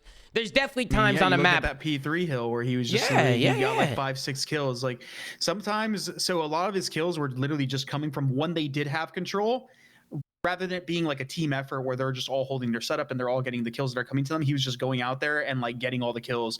And at the same time, those aren't useless kills, but they're not impactful kills because they're going to hold the setup anyways. So like it looks even worse in terms of the statistics that he's stat padding, but in reality, he maybe besides the butchered streak had maybe 2-3 plays total that like he could have maybe like done something quicker, But Chris, to be I don't honest. think that's his mindset. I don't think he has a mindset in his head like I want a stat pad here. I want good stats. I don't think that's how it is. I just think his mindset right now is just in a play your life, fry, kill mindset, which is a good mindset to have at times, but sometimes it's not. Like there has to be a balance of when to play selfish like that and when to not. That's what I'm saying. Like there has to be a balance to it. Map time. Let's watch his Let's get to the last one.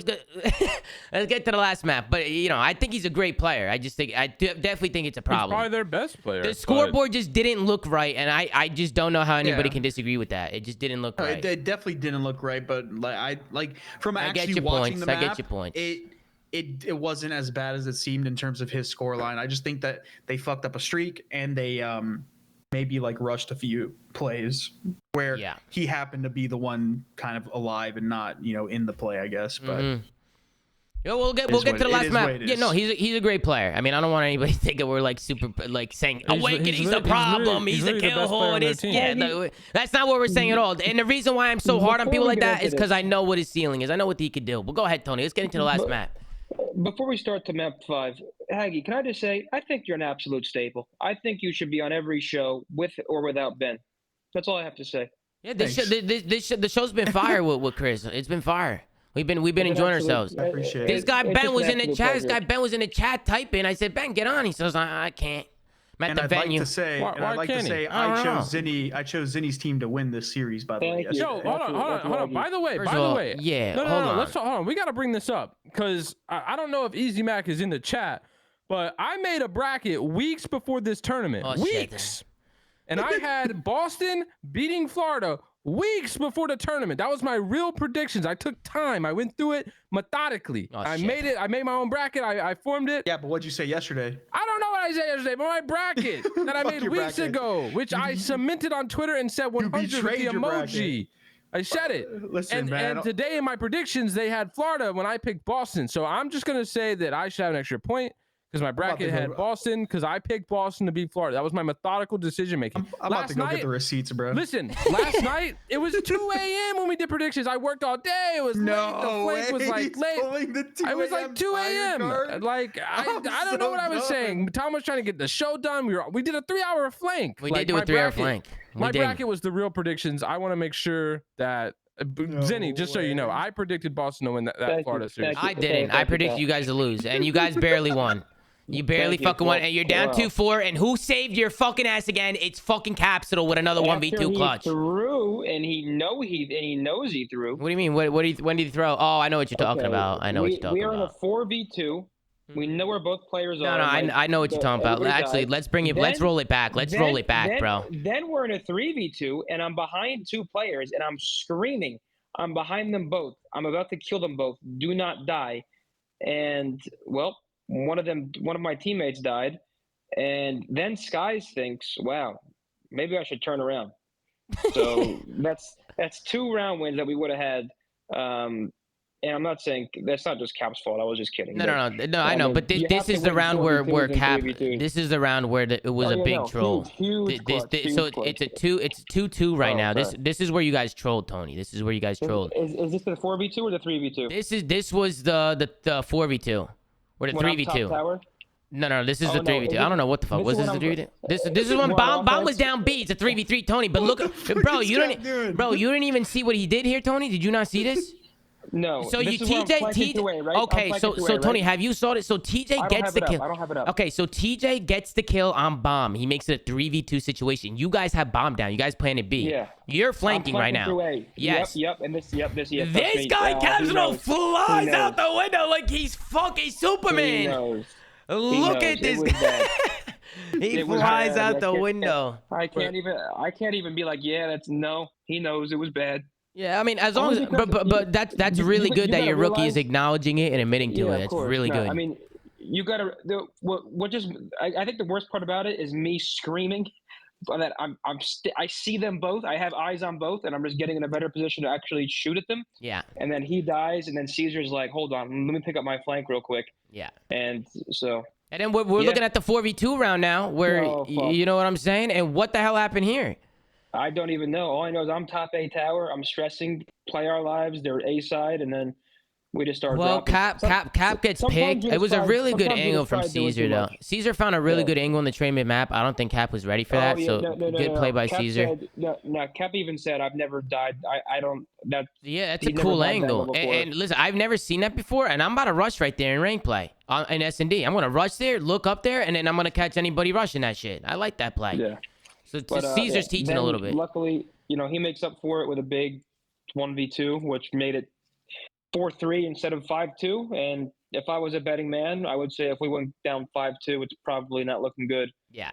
It's a smart bet. So luckily, big clutch from him, and then listen, yours truly, obviously, just had an absolute master. Yeah, I was gonna say you guys end up going down 2-4, and then I think you guys just really went rogue. Capsule clutched the 1v2, and then Tony. The rest was a Tony show. It was the Anthony Zinni show.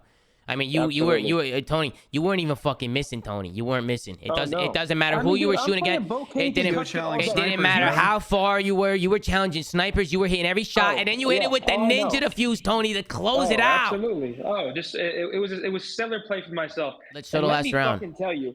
I won't forget. Listen, I dropped a 0.8 versus FaZe. I want any main AR in the game to go top fire on Tuscan and get double chowed by Celium and Arcides every round, and tell me how many kills you get. Because the amount of people calling for my fucking resignation after yesterday's loss versus FaZe was insane.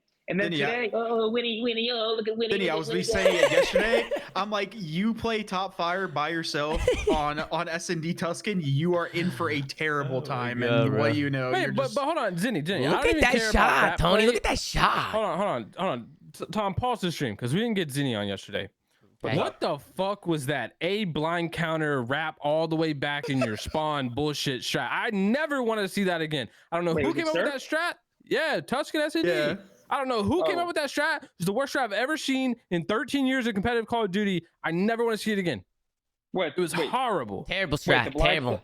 Wait, the 4-stack A? You Is the four stack A without for a single- without even getting a single, without even having time to throw a stun. One of the worst You plays I've ever literally- seen. You literally ran 4 people to the little statue at A side, and then immediately all 4 turned around and ran to your spawn. Terrible. Didn't check church, didn't see any information at A, nothing. Nothing. It just instantly went to B, Well, and you had no I don't wanna info. get- FaZe has never done a B insta push strat ever. So I don't know who Okay. came up with that, but Okay, please thank you. promise me that'll never happen again. Please, bro. Please. I will have to throw this to my coach and GM Denz and Zed. Okay, good. That's fucked. Tony, and I do gotta say, I mean, you look like $1 million on that stage. You look Hey, good. thank you, Tom. I mean, That's the an absolute interview, I mean, pleasure. the haircut looks spot on. The fade looks good. Thank you. The Thank you, beard's Tom. looking crisp. You've been Thank working you, out? You've been Tom. working out? Your arms are looking good, too. Tom, I have been. I mean, you You know, look good, summer's Tony. You look around the good. corner. When I get back to Massachusetts, I'm really going to kick it into gear. But, you know, Tom, I feel good. like Thank that, God Tony. I played well today because fuck me, the tweets I was getting yesterday. You people are fucked up. I want everything. Before you tweet me, if I ever lose to FaZe again and I don't play well, I want you to play FaZe on main stage. I want to see how you play. And Well, also, I want you you know to how see. they be, I want Tony. you to see them play. I want you to play them on fucking Tuscan and Bow Cage too. And Simp and Avizi are fucking you the entire map. And I have a fucking automaton. Tony, take it easy. Sorry, Take it easy. I'm all right. Tony, Sorry. you remember what I always tell you? I always tell How'd you you this. play them on Tuscan and Bow Hey, Cage? Pat, listen, I'm getting inspirational Well, right now. Because he They are said the they're the best- best They're the Kavutu best team. Yeah, they Yeah, I are guess great the at that. Thieves don't Tony, exist, but go ahead, Tom. They No, I said they're top scream three. your failures and they whisper your success. You have to remember No, that line. no, Keep no, that no, line in no, your head, Tony. I will say today was dope. I had a lot of love. I was trending like number 14 in the U.S., which was crazy. Zinni. Yeah, that I was should have cool. rebranded the fucking Zinni. But no, the love today. I'm all for criticism, but it's just funny to see the 2 different ends of the spectrum, right? Like let's shit on him because he didn't play great and he went 2-7, and now let's really gas him up. It's just funny to see. Well, what are you gonna do, Tony? You got the W today. How you feeling for tomorrow? You ready to go? Yeah, I'm confident. I mean, I didn't expect Paris to beat Surge, to be honest. Neither did I. That's what we're about to talk about right now, because this shit was unfucking believable. Yeah, I did. mean, shout out to Paris because Paris. I did. I didn't officially have it, but I've been saying Seattle is the most gas team in this league since the beginning Yeah, you have. of the game. I'll give you Since that. that kickoff tournament where they overperformed and got second, I've been saying Oh, it. boys, I'm Seattle gonna hop is not good. All right, Later, Zen. Have a good one, luck dude. tomorrow, bro. Later, Tony. Thanks, bro. Thanks, Peace man. out, brother. Let's Peace talk out. about Seattle, bro. Yeah, let's talk about Seattle. We had They're not User as disconnected good from your as channel. people think they are, and I'm sick of seeing it, bro. They're Listen. not S tier, they're not A tier, they're not B tier. They're at the end of B tier. They're on the verge of C tier. They This didn't- team is not good. They didn't show Mitos before, or Mitos. They didn't show Vitos before map 1. All So good. this It is where they happens like showed that it. sometimes. Yep. That's a So we Lin in the had chat. we had Tuscan Hardpoint. We had Desi Siege S&D, Tuscan Control, Berlin Hardpoint, Berlin S&D. So ending with a couple Berlins. Anything that caught your eye? I mean, I'm down to get into it and talk No, about Seattle and do what we gotta do. I think it was simple, bro. Any map, it doesn't matter the maps. Seattle should, if they're as good as they think they are, as good as the people think they are, they should win this series no matter what the maps are. Well, the Even if first Paris map had was to a pick all blowout, five. Pat. The first map was a blowout. Seattle blew him out of the fucking water. Pred was Yeah, all over but but Pred had a that's superstar. expected. But Pred and Sid, Pat, had a That's superstar what I've been- series. That's what you've been No, saying. they had a superstar map. But Map, overall, map. you know Yeah, what- right, you know what map. they That's ended what I on the meant. That's what I series? meant. They ended like even. I think they had like both 1.0s. And Map, that's that's just what I not meant, going to get map. the job done for Seattle. I agree. Seattle relies on the Sib and Pred to have literally 1.5 series.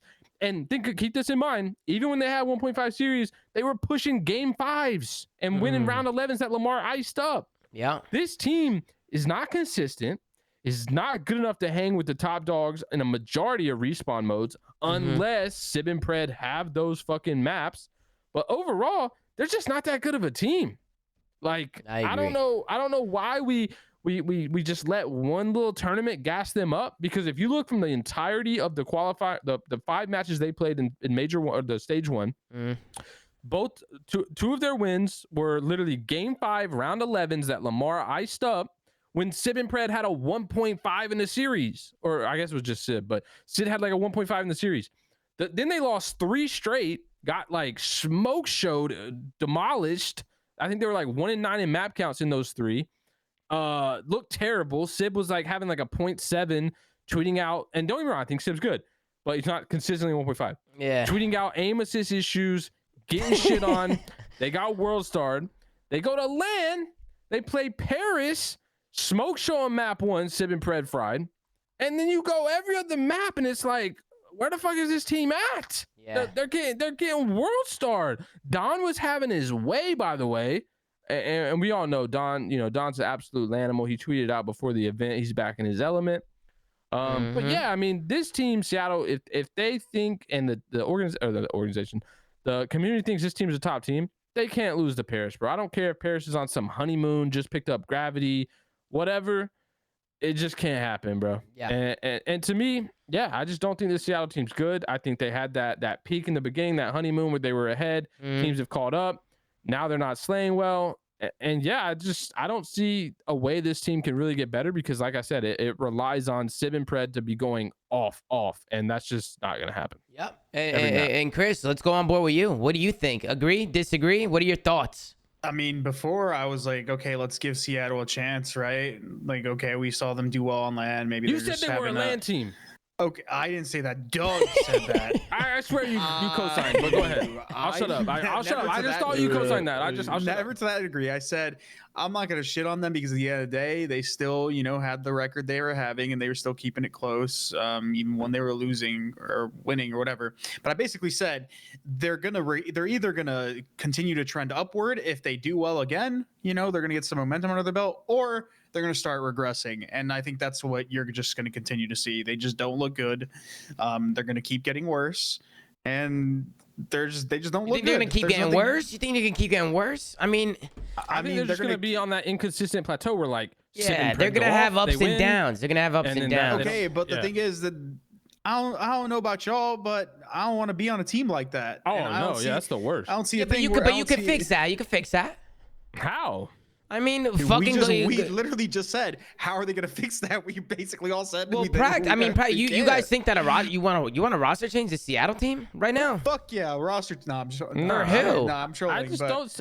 I'm trolling. Tom, the thing is, I know you're trolling. I just don't see a roster change fixing or changing thing. I just think they're a middle of the pack team. That's kind of where I'm at. Like, I just don't see a way. Don't you think that's kind of like contradicting yourself almost? Because you're like, I don't think you could change, but at the same time, like they're like a mid team. They're mid. So if they're mid, then they can't get better. They can't make a move that gets better. Yeah, they can't make a move that will improve them. They're just going to be a middle of the pack team unless the opportunity comes up where they get an opportunity to pick up someone else that they think they can be better. Bring Nikki B in, bro, the savior. But I just think when you compare them, when you compare the Seattle team to the likes of FaZe, Optic, Thieves, Ultra, London, I just don't think they compete. Like, well, let's talk about that a little bit. I mean, they brought in Classic as a substitute. I don't know if you guys don't know that, but that's an announcement that hit the timeline today. But the Seattle Surge announced that Classic will be joining them as a substitute. What do you guys think about that? I like the pickup. I like Nicole I feel like he's like a really good substitute. He's just well-rounded. I like it, but at the same time, it was a requirement, right?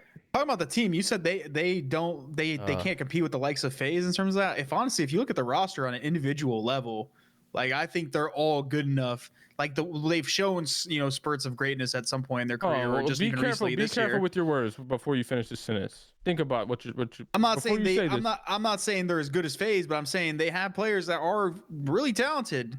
To say that they don't, I think, is stupid. Not talented, but you're talking about Seattle. Yeah, they're all talented as fuck. Mac is disgusting. Hold on. Compete with FaZe talented? That's a different convo. I mean, well, here's the thing. FaZe talent is... Pred and Sib don't have the experience that fucking Simp and Abizi do now. And the league is obviously getting even more and more competitive. So it's not like they're just going to always come. Like, you're not going to always have rookies that come in and fry. There's people that might take time, right? But at the end of the day, bro, like, we all know the potential Sib has. So we all know the potential that Pred Fred has. They've shown it here and there inconsistently. We've all seen Mac be disgusting, and Lamar is a really good leader, and he's had his moments too. Think To about say what you they said. can't is stupid. But Think now, about what you said before you finish. Think about what you said. They have the talent, right? All of them are good. None of them are good consistently. Bro, that's what makes the difference between someone who's like good and someone who's really good. If they're able to be consistently good. And I just don't think this team has any player that you can look at and go, this team is going to be, or this person is going to consistently perform every match for this team. Mm-hmm. I mean, I don't see you don't have one of them to me. Honestly, Lamar's that's just- inconsistent. Well, I mean, Mac's but that's inconsistent, Sib and something. Fred both. But consistency, at least in my opinion, this is something they can work on. I mean, you get consistent Yeah. by reps. That's what I'm saying. Yeah. Gizmo, not now. But they're regressing. They've literally gotten worse since the kickoff. Okay, but at the end of the day, bro, we're literally talking about With more can't reps. they can't do much more. We don't know where their team is at, but at the same time, you already said they don't really have too many options. The only thing they can do is sit there and fucking put their heads down and start grinding. Yeah, they can grind and be a middle of the pack team. I mean, yeah. At the end of the day, somebody's got to be the middle of the pack team. Yeah, but you're and also it's stating Seattle. you're also stating you're just shitting on them. But Bro, like, I I know think- that listen, you're shitting on them. But at the same time, hold on, Tom. Go ahead, Chris. Go this ahead. is just a problem with the league and Call of Duty in general, bro. Like, it's hard. It's a hard game to be extremely consistent at a I high agree. level. Like, and that's just unfortunate. But the only thing they can do is work on it. And right now, it's just not it. But we'll see how But listen, they continue to go. I feel like you said, Chris, someone's got to be the middle of the pack team. And on a lot of these like shows and community opinions, Reddit, people don't want to say how it is. And how it is that Seattle peaked in the beginning. We're ahead.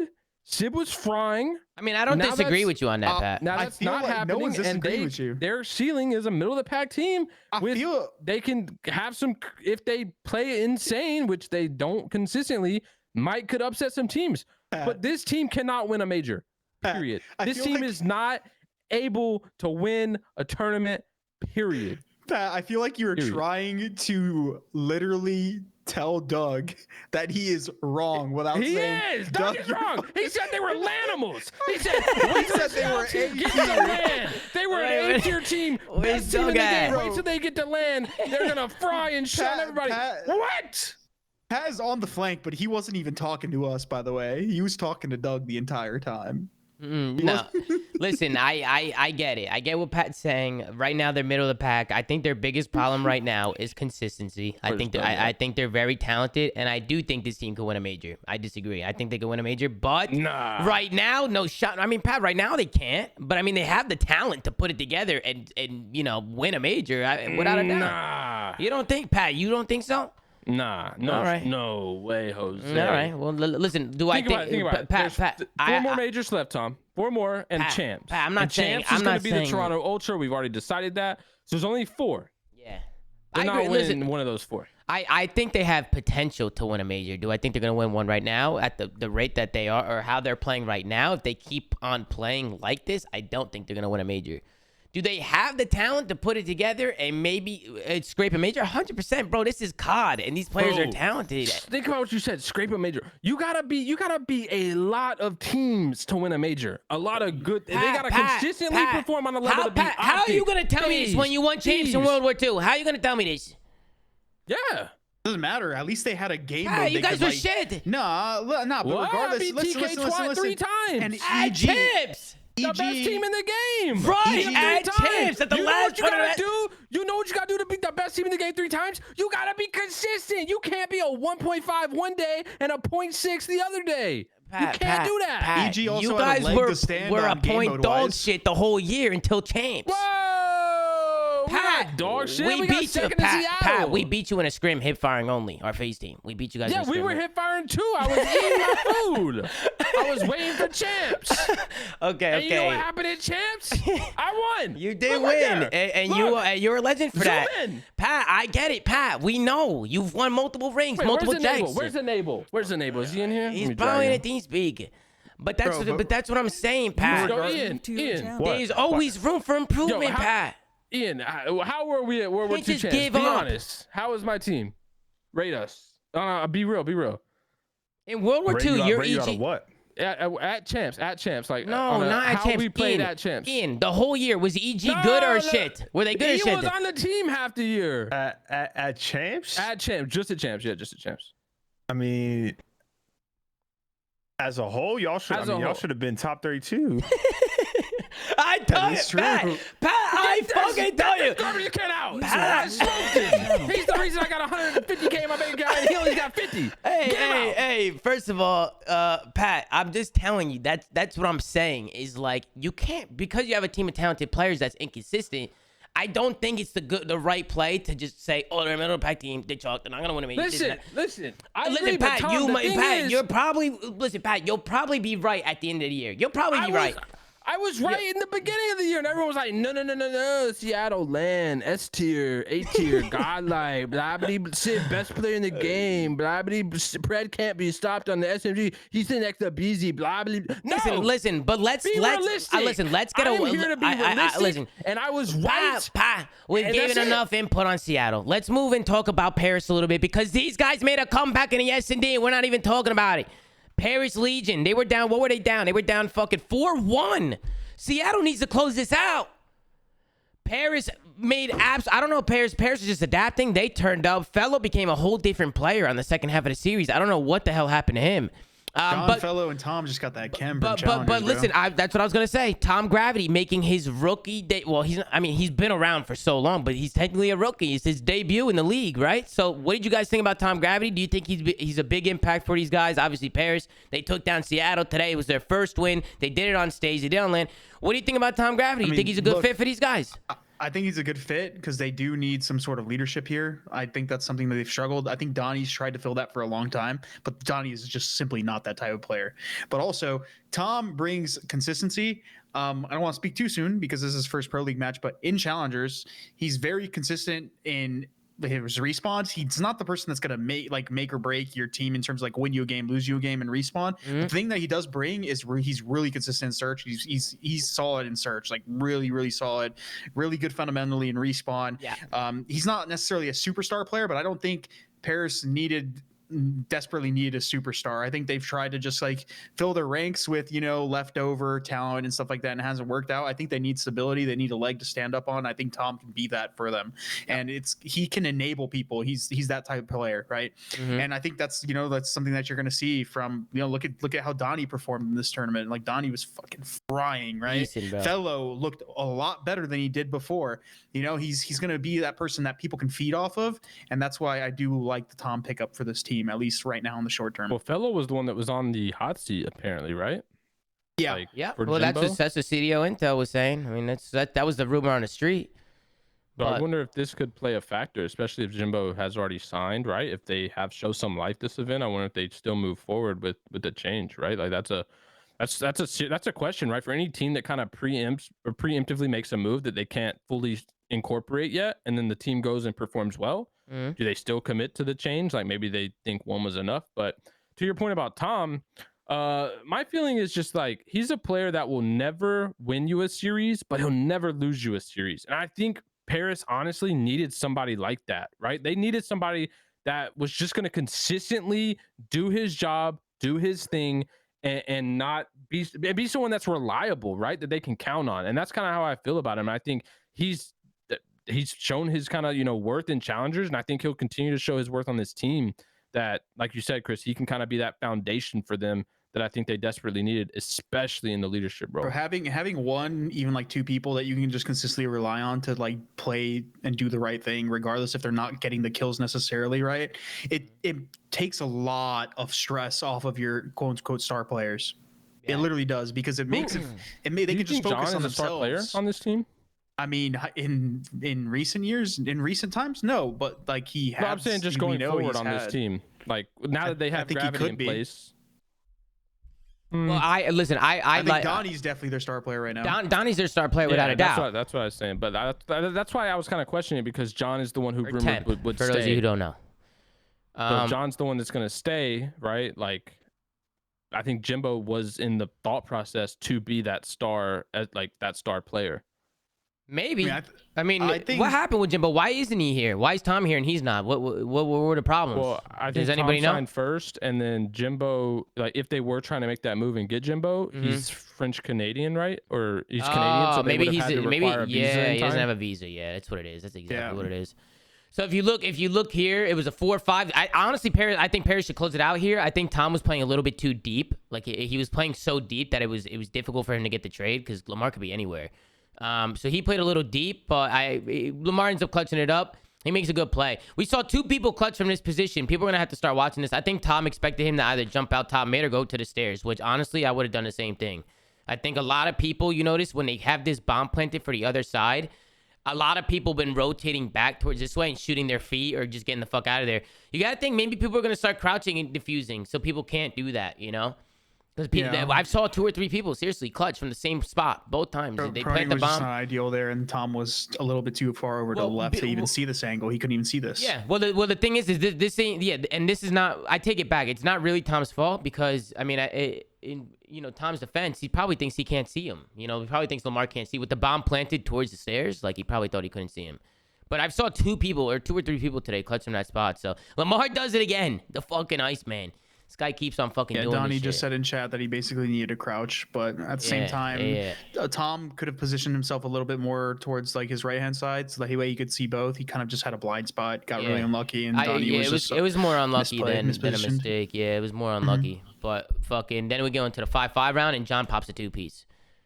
If I remember correctly, Juanito Bonito makes the fucking play. When he did this, I thought he was wilding, and then he gets away. They gave him up. By the way, John is on a actual island at this point. Look at where he is though. Like this is crazy. John was on an actual island, and they let him get away, and then he ends up getting a 2-piece. Yeah, the fact that he just ran through B and just like made a play like that, it was a good play by John. Honestly, a really, really good play.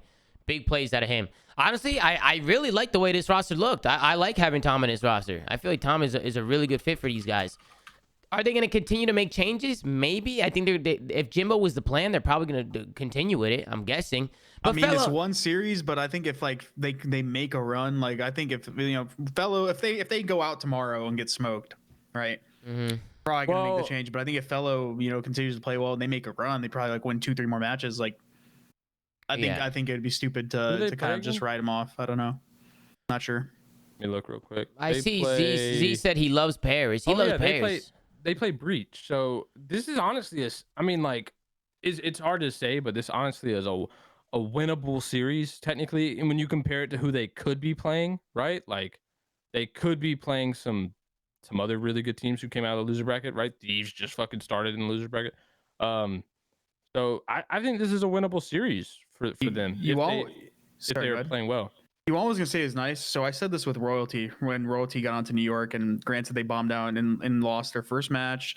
I think was it to FaZe or whatever. Their second match, I was like, he's gonna play Boston, and I think he's either gonna play well or they're just gonna he's gonna feel more comfortable because he's playing challenger players. He's a lot more comfortable in this environment, and he's gonna see some familiar faces, right? I think the same thing for Tom. Tom comes in. He sees, granted, he hasn't really got to play against Pred. He sees Sib, he sees Mac. He's played against those guys before, right? He's going to come into Breach, and he's going to be the same thing. Tom's going to see Cap, Nero, and then Zin and Tej both had their stint in challengers last year. So I think this is That's a really good point. That's a really good point. This is the ideal scenario for Tom to come out and show his worth and have some confidence that'll eventually hopefully build if they do continue to make a run into playing these more experienced teams, because he's going to be in an environment where he's playing people that he's played against.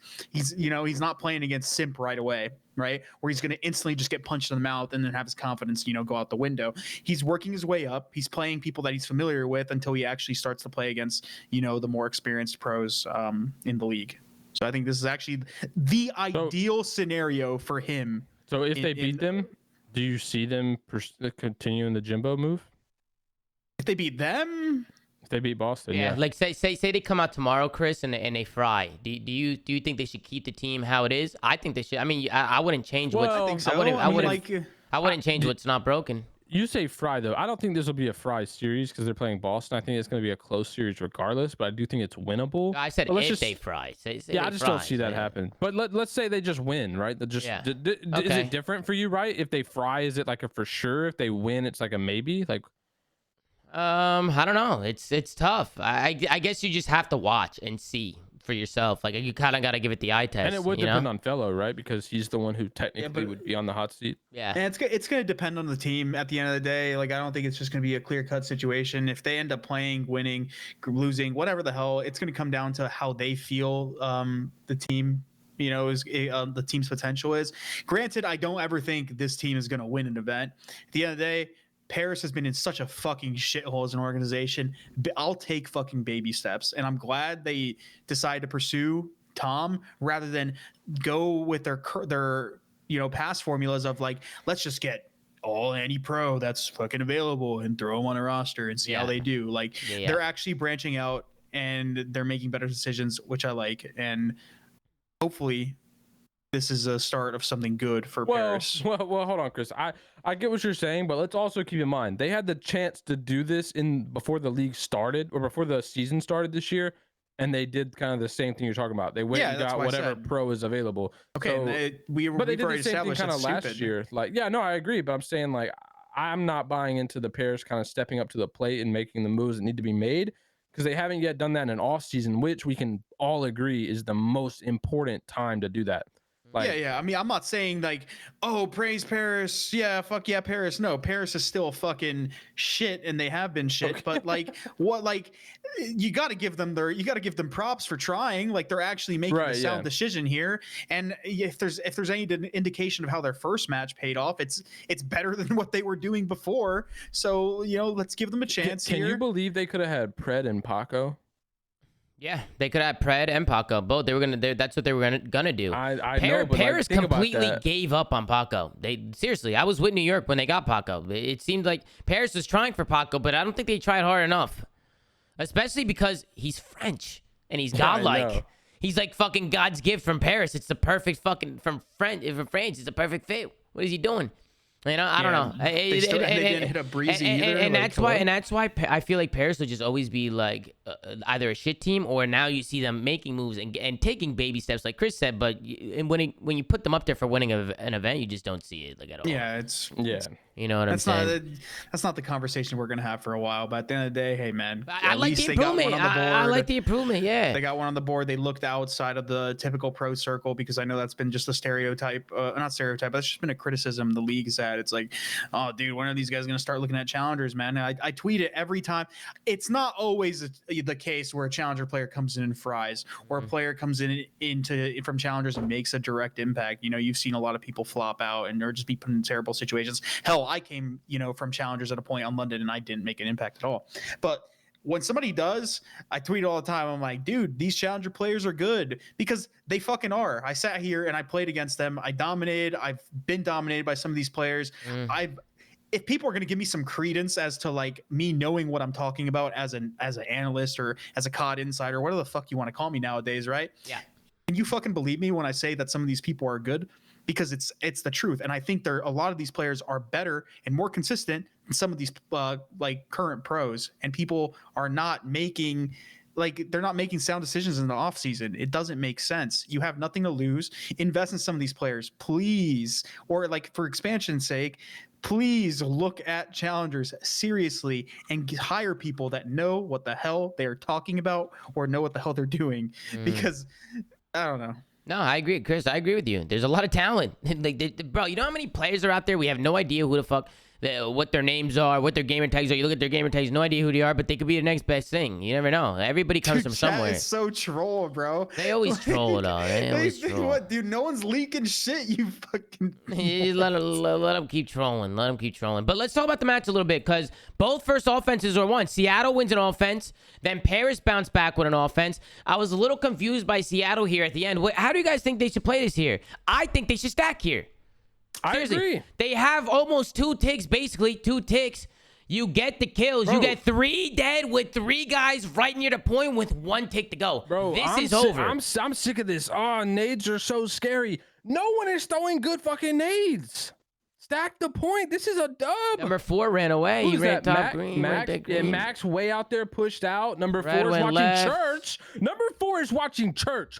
Pred, no one is flanking Church when you got the hill 99.9%. Even if they are flanking Church, though, just stay down on the hill. Back that up. No, Tom. No one can flank Church in this play. They wouldn't have had time. Look how far they had the point when Pred goes Church. Like, there's no time for that. He played it as if they hadn't fucking Pat, got a tick. I agree. I mean, I'm saying they should definitely stack the point. I'm just saying. Look at this. Look at he's fucking Church. I'm saying. They just got. Look at the kill feed. Look at 1, 2, I know, 3, Pat, I know. 4. Pat, I know. That's how you count them. I get it, Pat. And he's staring at Church like, they're spawning top I get Church. it, Pat. I get it. And that's what I'm saying. I'm saying even regardless, Pat. Say they get 3 dead, Pat. 2. They're missing 1, and they get 2, and they have 2 takes on a point. Just play corners on a point. Play corners on a point. The guy Church has to jump at you. He has to make a play. There's nothing he can do. Just They got 4 dead. It can't be Church. Pat, I'm saying hypothetically, Pat. In this scenario with 4 dead, it's just hopping a point. In this scenario, he shouldn't even be watching Church. I agree. I don't know what he's looking at. He shouldn't even be looking at there. He probably thought they might have got a field spawn or something. Was maybe flanking Church. I don't know. But there's no point. There was 4 dead. They're spawning out. 1 tick to go. Get on. I agree. I agree. Hold on. Here's my thought process. Think about this. He's predicting a player to flank Church in this situation, this specific situation, this much time left, the tick that far. If any player in the league, I don't care if it's Simp, if they flank Church in this play, they got to get dropped. Contract exterminated. They gotta be blacklisted from all CDL teams. No one in their right mind, they are sound mind, they are not flanking Church in that situation. You're gonna drop them on the spot? I'm gonna drop them on the spot if they flank Church. You're not gonna do it. So after the event, you're gonna say you flanked Church, you're done. Get out. You flanked Church in the most impossible situation, you're done. I don't know what they were doing out in the ANZ region with that Pred was playing, but nobody is flanking Church in that play. So to predict anyone is gonna be Church, come on, like just get on the point. If Pred just gets on the point with them, the guy doesn't even make it into the back Church door. That's what I'm saying, bro. Unless the dude literally is tack inserting, he cannot be there. He can't be there. I would bet my life he will never make that play. Just get on the point. No, I agree. They win the round. And that's why I say it's super situational. Like there's times where you have to stack. I mean, especially if you already have 2 ticks or like 75% of the second tick. You know, basically 2 ticks. I mean, if you get 3 or 4 dead in this situation, bro, there's no reason to not just send it. You win. You're done. The game was over. The game's over. Game over. You're standing up. You're shaking hands. You're like, hell yeah. It's over. Go take a piss. I'm like, yeah, I'm that motherfucker. How is nobody in that situation screaming? If I'm in a situation, there's 4 dead, and I see my teammate going Church, I say, where are you going? Come back. Bring it back. Dead, stack. I'm looking at the mini map, Lou. I'm like, stack. Come back. You know, like I feel like they didn't even say anything because he kept going. He must have been EMP'd or something and not had the kill feed because, bro, you literally got 4 dead at the same time. Like, it was a clean 4-piece. It was just bam, bam, bam, dead, all dead. And they got to be calling it all dead. Like, they got to be saying that. Listen, bro, he blacked out. It happens, bro. You know, I've used to black out all the time. And this is what I'm Where's saying, Donnie? Is Donnie in the chat? Don. He blacked out. This is my point, though. People who are capable of winning events don't black out in 2-2 moments like that, and that's why I said Seattle's middle of the pack team. All right, well, listen, listen, Pat. I'm not disagreeing with anything you're saying. I get it. Paris were able to fucking clutch it up though. They lose. Seattle goes back to the defense. They win the control. It's over. Whatever. The defense fucking Tuscan control. They hold their lanes. But then we get into the Berlin hard point, and Tyler fucking Fellow. I don't even know what the fuck happened. He turned into another player.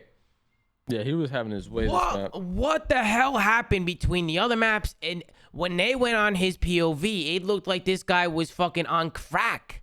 Seriously, he looked insane. He was all. They couldn't contain. Look at this guy. He's turned. He's fucking turned, Pat. You know what happened? I'm gonna go out on a limb and say this what happened. Okay. So obviously map 3, you know, they're chilling, they're whatever, they're discussing map 4. They haven't started yet. Fellow's looking down at his phone, right? And then the Paris GM sends a text to the group. Hey guys, Jimbo just got his visa. And then he realized it was the wrong chat. He was like, fuck, my bad, wrong chat. Good luck, map 4. And Fellow saw that, right? He was like, oh hell no. This motherfucker got his visa. I gotta step up. 100%. And bro, he had his way this map. It's almost he was man on a mission. Tyler Fellow, he was not losing it. He wasn't. He's playing evac hardpoint, bro, or whatever that map was. Was it evac? evac frequency. I don't know what map you're trying to No, talk not about. evac. It was a fucking BO3 map. What map was that, bro? Anyways, Fringe evac. No. It was the map on BO3 that he went off for Zoptic. Was it a snowy map? No, it was the one with the wall run and uplink where you go wall run across the. It is evac. Yeah, it is I knew I evac. was it. Man, Why'd you doubt evac. yourself, man? because I don't know, man. My memories is fading away, bro. You I could have played just way said too many worst map of CODs, all bro. time. I would have said evac the same way. It wouldn't have mattered. Anyways, bro, he was looking like that, bro. He was frying. Yeah, no, he Big was having time. his way, bro. He was. There was a point. There was a whole kill feed he got that I was trying to find where he was by the P1 windows, but I can't find it. I think this was Parrish's map pick, which makes a lot of sense because this traditionally this has looked like one of their better maps overall. I feel like, and I think it kind of suits them, right? Like, unless they get massively outslayed, this as a map I think suits their style, and even more so with gravity, right? Like having a set main AR. So yeah, I mean, I think Fellow was just a man on a mission and didn't want to lose this. 100%, 100,000,000%. I think he hit like a new level, and honestly, I think that was the difference maker in this map. That's why I'm highlighting yeah, Fellow. for sure. Because For sure. I mean, watching the map, I mean, he was definitely just making plays, and when you have somebody doing that, what's up, Chris? You gonna say something? Something interesting. I'm Yeah. pretty sure prior to this roster change, I think Right Fellow here. might have been their second AR, by the way. Yeah, he was. Yeah, and I think he just looks more comfortable with the MP40. Period. Yeah, no, because he can just get cracked with it. You know what I'm saying? Yeah. It was just the way he was moving. He was moving differently. Like Bro, he was moving really good. Is Don still in the chat, bro? I know he definitely ran an AR. He might have been main. No bullshit. Yeah, I he don't was. think I Yeah, he saw- was the main. Donnie just put in the Yeah, chat. that's what I was about to say. He was your main? Bro, Yeah, you guys had I was Tyler gonna Fellows say- at main AR, bro. Bro, I was gonna say Fuck. I never saw him running an MP40. Not once. I was like, holy shit, what are they doing? He never had that gun. What Yo, kind Don, of? Don, hop in to speak, bro. You gotta talk to us about that. Yeah, Why what? was Tyler Fellow your main AR? It must have been the first time in his career he was main AR. It must have been it must have been the strain of papaya they was smoking over there. The strain of papaya Yeah. was going to their fucking head. Hey, Don said he has no wonder you hitting up Jimbo. Shit, you have Fellow on Jesus. your main AR. Yeah, what are you doing, Don? Seriously, Bro, seriously, you gotta Don. let- What is you gotta that? let him go rogue. Seriously, what's wrong with you, Don? Seriously. Yo, Donna, you weren't here before. I was saying that there was one play that Pred made on control where he didn't stack and he completely blacked out, Don. He I blacked think out. it's worth going back and Donnie and revisiting that. Donnie He's been invented here. it. He's been here, I'm pretty sure. Donnie invented the blackout. He invented it. He's off the thorax, bro. He's the one who used to tell me because I would do it in New York, and he used to say, "Yo, Tom, like, Wait, yo." you were doing that 4 dead though? Like 4 dead, that's a problem. You can't black out 4 dead. No, I don't think I was black. Don, was I blocking out 4 dead? Don, was I Bro, it blacking out lasts 4 for a dead? while. I don't It think lasts for a so. while, Chris. It's I'm still there. trolling. I'm making a joke from yesterday. The blinking, dude. Listen, this got close though. Okay, this got close towards the end, but Paris do a good job because they built upon their lead and they really locked down this P1. Tom, he loses gunfight here, but they locked this shit down. They locked it down. Donnie did a good job picking up the pinch there. No pinches coming in. And then Fellow, again, just in the hill, popping 2, John popping 1. I mean, Paris looked good in his hard point. They did. They look good because they're actually winning fights. You know what I'm saying? Yeah, they're Like, finally positive. not to say something so broad, but I mean, they're positive. They're winning fights. They're slaying. I mean, it's good to see this from Paris. You know, we haven't seen shit like this. And then we get into the last map. And I think too, like the fact that they won that search and then they lost the control. I feel like the maps were so close, right? 2-3 were so close. I think they really had some momentum behind them that they felt like, hey, we can fucking push this game 5 and beat these guys. And I think that's what this team needed all along, right? To get some confidence under their belt in general. Because Game 5 was absolute Black Brady. That's what Don said in the chat. Bro, you're comedy. Black Brady. It starts off, so we get into the map 5, and honestly, the I thought he momentum. was young Tyree. Honestly, I'm just gonna, in my personal opinion, I think Paris just carried that momentum that they got from that 4th map, bringing it to a last map. They got hyped. The energy was popping. You saw Don screaming like a fucking maniac. I mean, they brought the energy into the next map. John popped a 2-piece to kick things off. It was good stuff. Dom went rogue that one round though. That one round where Sib had a glide. I think it was Sib. Well, that had the he glide. pops 3 this round. Donnie goes rogue. This is what I'm telling you. So the first round, John pops a 2-piece. Donnie's screaming like a lunatic. Then the second round, Donnie goes fucking nuts. Throws a grenade down, kills Mac. He said, "Take care, brush your hair, Mac. Have a good day." And then he goes crazy. He jumps out the window. Look at this guy. He jumps out the window. Oh, he yeah, I gets remember one, this. and he jumps out the window here. Did he ace up, Don? You aced up. Nah, you got 2 or 3, I think. Now he gets both of them here, I think. Or he gets another one here. Boom, He gets did- one. And then he gets Oh, yeah, this he did guy. get the He blood aced with the up. nade, right? He aced, Yeah, he he aced did, up. he did. Don is acing Wow. up. Look, All bro, when he's grabbing the headset mic like that, you know he's turned. You know, when you grab your headset mic and you shove it in your mouth and you're like talking like real close like this. I guarantee you, He's this is what he turned, said. bro. I guarantee this is what he said. Yo, they're not Shitting fucking on with me. these kids. They're not fucking with me. I'm telling whatever I want. They're not fucking with me. No, that's 100% exactly what he was that's saying, 100% what he said, bro. I know Don. I know Don. And they just got up to a good start. Donnie gets a 3-piece. I think it was actually did they bring it back? Didn't Seattle bring it back? And it was getting scary. Yeah, because Civ got streaks, remember? Yeah, that was Sib got streaks. They started bringing it back a little bit. I think Seattle just adapted a little bit. They switched up the pace a bit. Everybody's always working his B. I feel like these B bomb sites are super successful. They rush planted this round. I remember this. They rush planted B. By the way, Don, I completely called out one of your strats every day of the week. Pat was there, Chris was there, everybody was there. I called exactly what you guys were gonna do, and you guys did it, and it ended up working. But I think the rush plans from Seattle was a good play. I think getting aggressive. They ended up losing this round, but Dante gets the streaks here, right? I'm pretty sure Dante. This is when he kills Gravity off. Which was a crazy kill. He snapped on Gravity for that. He Y'all know snapped. Sib shoots straight as hell, bro. Lord. Yeah, really good shots out of Don, Dante. what were you thinking when you saw Gravity die like that? What was going through your head? And then I really like the plays from Donnie and Tom here. They say, you know what, John? You're on your own, bro. You're on your own. We'll do whatever you can do. Whatever. We're playing post plant. Donnie and Tom, they focus on their flank. They focus on their pinch. They just stay alive. They play corners. They stay alive because they have angles on the site. Tom gets a really good trade for John when John dies there. And then now it's a 2v2. Bombs down with 20 seconds. Don wins a big one here against Pred. Really big win here against Pred. This is a big win from Don. I think this was a round-winning win, to be honest. Yeah, really big win there. And Donnie just doing what he does. I mean, seriously, it's the Black Brady, ladies and gentlemen. I mean, this guy's going absolutely fucking nuts. And then Paris, they just stole it, bro. They went away with it. There was another round too where I think it was what was the round where they rush planted? It was this round right here.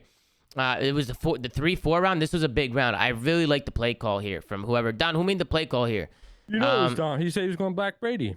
Yeah, because right here, Don, I said if Paris does a full-out 8 hit right here and has one guy watch his pinch, they're gonna win this round. That's what I called. Wait, that's actually funny, by the way. They set Sib to B, the bomb that he would streak by himself.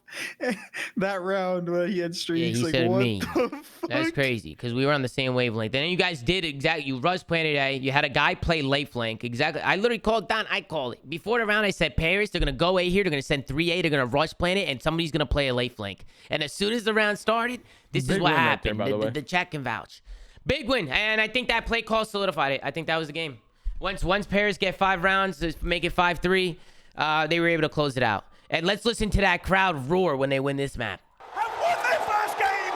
Cometh the hour. Cometh the Legion here in Texas. Let's go back to the beginning to when they actually win. But he got super rogue this round, though. Which round? The 5-3 round? Was it the 5? It's whatever round Sib calls his streak. They win right here. But let's. Where did Sib call his streak at?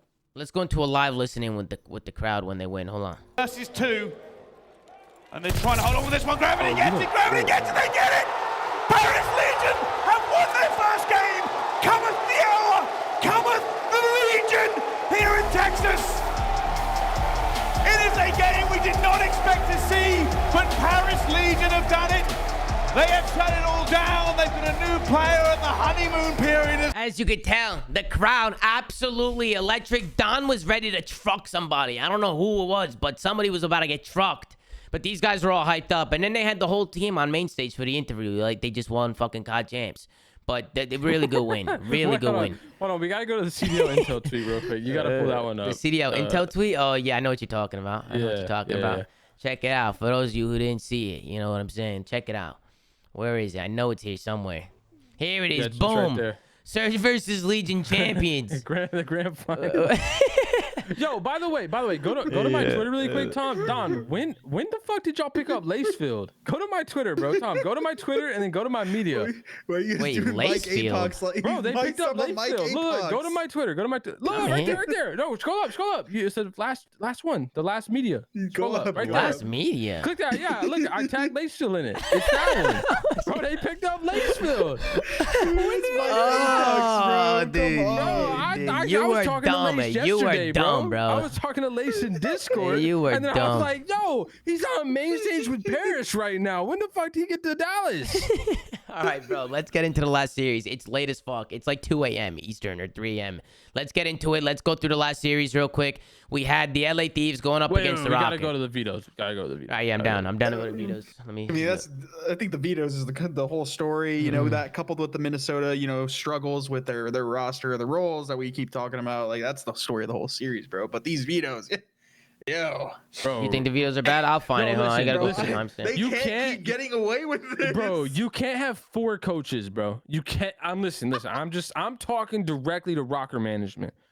You cannot have 4 coaches, because keep this in mind. This is 4 experienced Call of Duty veterans.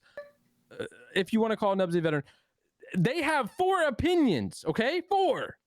And they still allowed the team. Yeah, I don't know what's going on. I don't know what's going on over here. Or Gavatu or Gavutu hardpoint. I don't care what it's called. Yeah, I don't know what's going on. How do you allow that to occur? And they banned and you know what's comedy too is they fried in the game. They were winning every gunfight. Kenny was shooting Dylan's body.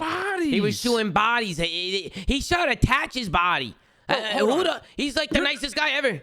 You're telling me out of 4 people's opinions, 4 people, none of them, like, you guys think that's a good idea? None of them objective? None of them even, added a little bit of doubt? They're like, yo, you guys think that's a good idea? This shit looks right. This shit looks yeah. But let's play them on fucking Gavutu. Yeah, we got Priesta and Standy, but get us on fucking Gavutu against the Thieves. Like, is that what was going on? I wasn't a big fan of the vetoes at all. I mean, seriously. Bro, yeah, I was gonna say they tweet out the same. Bro, they've tweeted out the same. I saw Kenny tweet out the same picture 4 fucking times. Seriously, he's tweeting it publicly 4 times. Sam said it in the interview. I don't understand what's going on. I don't get it. They just must think they're lying, and also, bro. just to talk about the series a little bit, I think Dylan Attach again had an incredible series. Incredible. I think he's. And guess what he was running too? An auto. How do you say, Chris? It's not an automaton. It's an automaton. Apparently, I don't know how to fucking read. It's not automation. It's not. It's an automaton. No, it's actually not that. Miles and Chance today, they called it automaton. Automaton, what the fuck is that? Seriously, what is that? I thought it was an automaton, but they called it automaton. Listen, I still see the same shit, bro. What they called it. I still see the same problems with Minnesota, honestly, in their hard points. I think it definitely might be a pacing thing. And when you see Dylan running an AR, you're like, I definitely don't see why they wouldn't want Dylan on an AR as much as possible with the way he plays with it. He's just really smart with it. He's smart. He's methodical. It fits his play style. And I've been saying this for years. I've even said it to Dylan. But he could do anything. I know Dylan can run a sub. He can run an AR. He can snipe. You could throw a sniper in his hands. Dylan can do whatever the fuck he wants to do. Dylan's in the chat. Dylan, you're gross. But please explain to me, please, why are y'all playing Gavutu against the Thieves?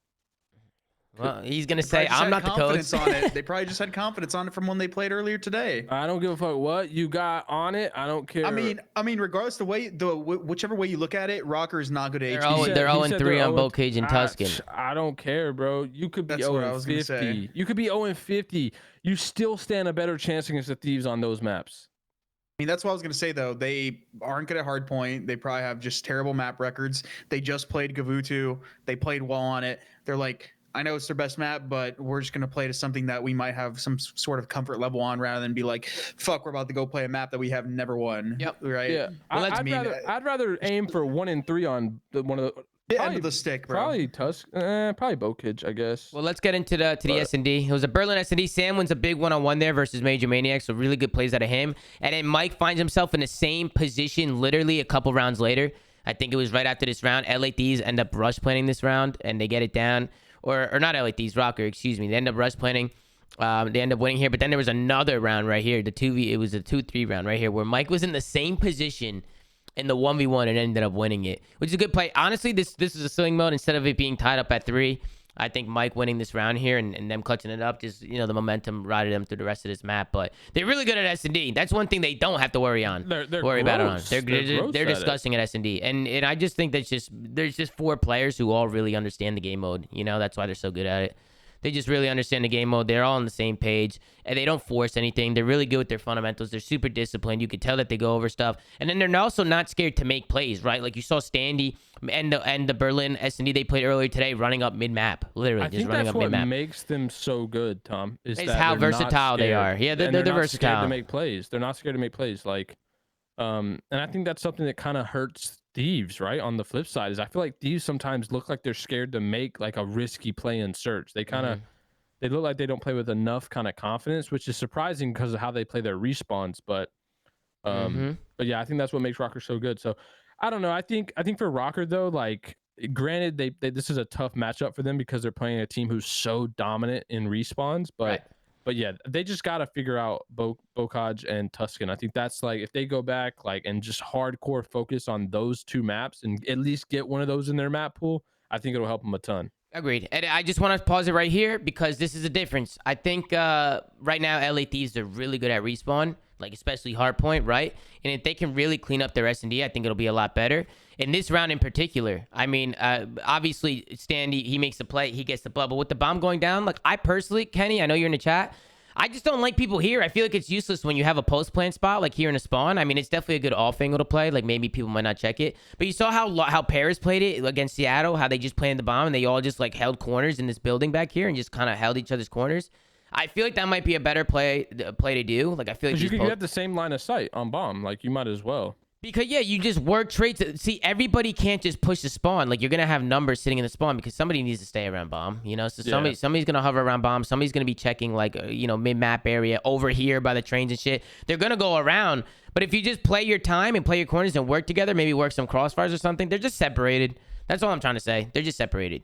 I feel like you guys just sometimes you guys are just, like, kind of clustered. Like, you're all over the map. Just my advice to you guys, I think if you guys really work on just holding hands and work on some crossfires and shit and some post plants, like some setups and shit, then you guys will be valid. But just like little things like that, like is pretty common. I don't know if you agree with me on that. They probably might be sitting there like, yeah, Tommy, shut the fuck up.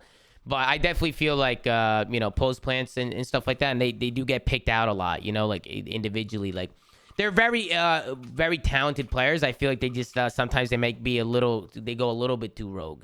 And I don't know if do you agree with me, Chris and Pat? Do you guys agree with me on that or not? I agree. I think they're playing too hard to play into the most ideal setup when they could maybe be trying like a scrappier execute and a tighter setup initially until they know for sure they can get the perfect setup rather than trying to execute the perfect setup initially. Yeah, they're just making. I just feel like they're making their lives harder when they can just like simplify it a little bit more. And no bullshit. And this is obviously not a good habit to continue to have, but I know what Ken's kind of talking about, where like you start off slow in an S&D and your strength is a respawn. You're like, fuck it. Like you get to the point where like things just aren't going chalk your it way. up the map. Yeah, bro, you don't actually chalk it, but like mentally you're like, bro, just get me back to the respawn so I can do my thing and have my way. Like, nah, I've had feelings like that in certain series. When it's just not going right, like early on, and the other team's hot in the mode, like you're just like, fuck it, bro, give me to the next respawn. Yeah. Yeah, no, and then we get into the Gavitu control, which is crazy because both teams won the first couple offenses. Bro, Thieves won 2 offenses, by the way, on a map that is apparently really hard to win a fucking offense on, and Cap wants to play fucking Tuscan on. The people you want to know the difference is people are applying way more pressure on the site that's hard to get, like the B site, right? LA Thieves was able to get the B site off the rip. Yeah, and you know what they can apply pressure with, Tom? A fucking automaton. Yeah, an automaton. You're not wrong. Because you got Kenny, and you got Draza running one, and you got Octane, who's literally a full-time... Bro, listen, Pat, what's crazy to me is you sound like a fucking... You say this shit over and over again, Pat, every show, and it's still happening. So I don't... Are people not listening? Pat, they're not listening. I don't know. I hope... Listen, I had a convo with Cap. I explained it to him, like... Bro, I don't care if your map record is 50-0 against a team on Tuscan. If that team in a veto process would rather play that map and you're godlike on another map, just play the other fucking map. Yeah, I agree. Minnesota did the same thing on the offense. They were putting pressure onto that B point, almost got 2 takes. While they were doing that, they were on the 8 point. I mean, they just do a good job just constantly hitting points and stopping the clock. I'm down to go to a little listening. We'll listen to about 10, 15, 20 seconds of this Minnesota Rokkr listening. Close, I need help. All right, one top ring. You're gonna hit ring. I'll kill the guy point. Ring, envoy. One back ring. One back ring. Two in circle. They're still in the circle. They're still in the circle right now. They're doubled in there. I'm getting on B. Oh, sorry. He went down there ring stairs. I'm on B. He's top ring again. Two top ring. Top ring. Top ring. Envoy's top ring. Let's try to kill Envoy. Okay. I'm They nade top pushing ring. him close. 1913. Top ring. Yep. A minute. Oh, you pushed up on the rock. Come on. Behind him. He's close rock. On the rock. Nice. All right. Octane, Kenny, and Jaza. One's deep B. One is on B. Next one, nice. At the rock. B-rock, I think. B-rock, okay. Okay. B-rock, he's low cliff. Kenny, low cliff. Looking at him. Dead. Nice. One's on the rock. The deep left. Watch out. Yo, defense. Push out. He's laying down. Dead. Hold right there. Hold ring. I got crossing. Oh, behind me, ring steps. Running up ring steps. One point. I'm looking at Trying to get you guys Look my deep. Press. I have deep. Reach up. I'm close looking deep. They're challenging you guys. Ring. He's not challenging us. One more mid steps. He got me mid cut. He's going deep. Redo. He's going on the back. I'm gonna pause it there, bro. Dill is fucking turned. Dill is turned. I gotta say something. Okay. If I'm the Minnesota Rokkr coach, one of their 4, fuck it. If I'm the CEO and have nothing to do with Call of Duty, I'm coming into the first scrim they play and going, yo, executive decision, either listen or get fired. Dylan is running an automaton on every map with Major. I don't care what you say, change or your contract's gone. That's literally what I'm doing. Like, Dylan needs to run an AR. Period. So you 100% want Dylan on A. Well, he shoots laser beams with that shit. He does shoot all laser beams the fucking time. I don't care. I don't even care if they switch and Dill becomes main. He needs to be AR. Period. They just need to like force it like at this point because he literally fries every time he has an AR out, every single time. Well, listen, we've talked about the role changes. We talked about this shit. Let's get a little bit back more into the map. I mean, right here, Pat, the clock was 0 seconds. You see this shit? 0 seconds. Minnesota somehow gets onto the point. 0.0 seconds, literally. If they die here, that's it. The round is over. They hold on strong here. They hold on strong. They do what they got to do. They just keep flooding the point. They win the trades, and they end up getting the 8 point. Now they have a minute left to get B. And honestly, they do a great job. They rotate towards mid. Yeah, they rotate towards mid and ring, and they get ring control, which is a fantastic. You could tell that they were setting up to push front. And then they make the play to get into the point. They work the kills. They get in there. And then I think it was Draza who found 2 with a pistol. How they letting Draza piece up with a pistol? I mean, it was good plays initially just to get all the kills. They can't let Draza do that. They can't let Draza get those kills. Also, I mean, we're not going to go back and watch, but Thieves are hitting their nades on this map. Like, they were hitting good-ass nades this whole map. Yeah, everywhere, bro. They almost got a nade entry, like, every time they broke. It was actually wild. Like, almost every single time they had a nade help them. And that's something we got one with a pistol, we kind of roast a lot of other teams about how they're like throwing the nades in the water and off the fucking map and shit. Like, he fell off the map, hitting their nades. But they're so familiar with this map, dude. They're deadly on it, no matter what the game mode is. Just want to show some love to Draza because he made the play right there. He went big. If Draza doesn't get that 2-piece, they lose. So Draza was fucking frying. He was unbelievable. I mean, forget about it. The last hard point, and then there's nothing. And then Draza makes life easy for us on this last map because this was the Draza show. Go ahead, Chris. Plug your. This was the Draza show. Team should take a chance on challengers. Plug. Go ahead. Hey, wait, hold on. MW. I literally played against this guy once when he was actually a nobody, and I was like, yo, this guy's dirty. And then I started teaming with him, and I was like, this guy is dirty. And then he got picked up, and now this guy is disgusting, bro.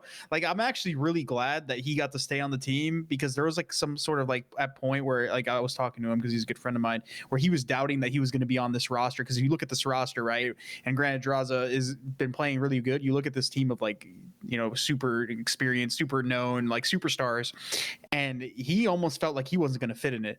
I love the fact that he is still on the team and he gets to prove himself because I know how good this kid is. Look what he does here, bro. He's ridiculous, bro. Opens the doors, slides across, does a 360. Like, he doesn't even know. I feel like he doesn't even know what he's doing. He's just all over the place. He's all over the place. He'll always be my son. But actually, the thing that impresses me about Draws the most, man, and I'm gonna keep giving him this gas, but his communication on top of how good he is for being a youngster is nuts. His comms are so good. He has really, really good comms compared to like every other rookie that I've like actually like seen play. And that's something we talked about. Kenny will tell you that too. His comms in general, right? Like on all their listenings, their comms sound really good as a team, right? So I think And especially when that's kind of like your hyper aggressive player who's having comms like that, that's super important and noticeable. Like right away, that's noticeable. Yeah, I mean, he was frying. I mean, dude, he slowed down a little bit towards the end, but he got him this lead. I mean, they got a 100-point lead, and he was cooking. Boy was cooking. The whole team was cooking. Octane and Kenny were doing their thing too. They were just frying. They absolutely destroyed Minnesota Rokkr in the hard points.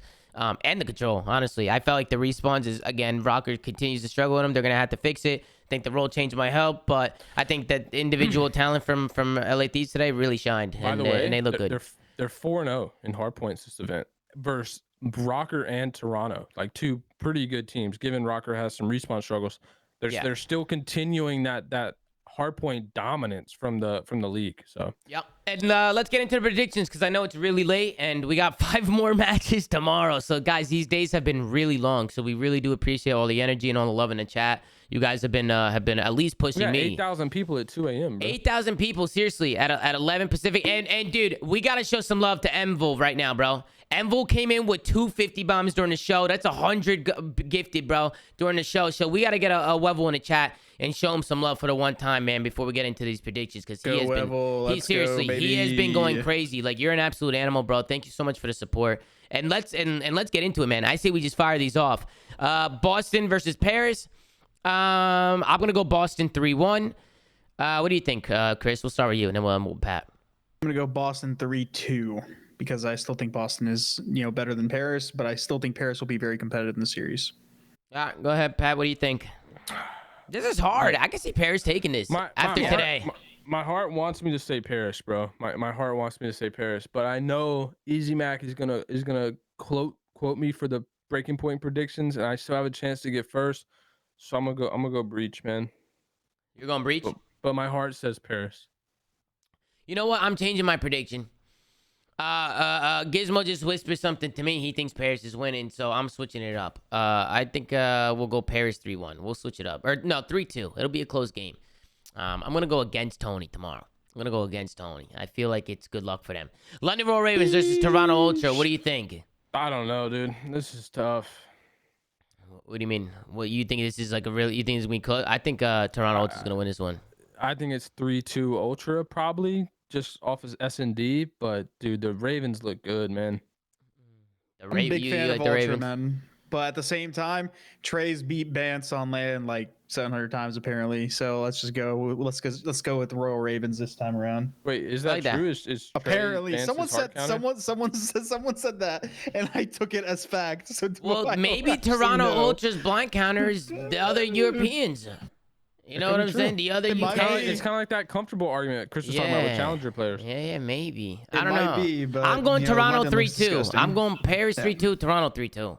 Yeah, I'm gonna go. I think Toronto kind of is like, I obviously had Thieves being Ultra, and then running out the bracket. So I think it's flip flop now. I think it's gonna be Ultra. So I'll go Ultra 3-2. So I think Ultra's a better team. Yeah, but I'm just gonna make the underdog prediction here, and I'm gonna go with Ravens. Man, and then look at this one. We got ourselves a match tomorrow, boys. Look at this. I'm excited for this. There better be a Bocage, bro. We got FaZe versus Op. There's definitely gonna be a Bocage hard point. There's no way they don't square up on that shit. Somebody's dropping 50 deaths and 50 kills. No bullshit. I'm going to go FaZe 3-2. I think it's going to go all the way down to the wire. I think it's going to be a fucking battle. A battle. What do you think? Can I make 2 predictions, bro? How the fuck does that work? Listen. 2 predictions. Listen. Hear me out first. If Simp plays the way he did versus Boston, I got FaZe 3-0. Okay. If Simp is doing that plus like 20 shit a map, FaZe are gonna 3-0 them.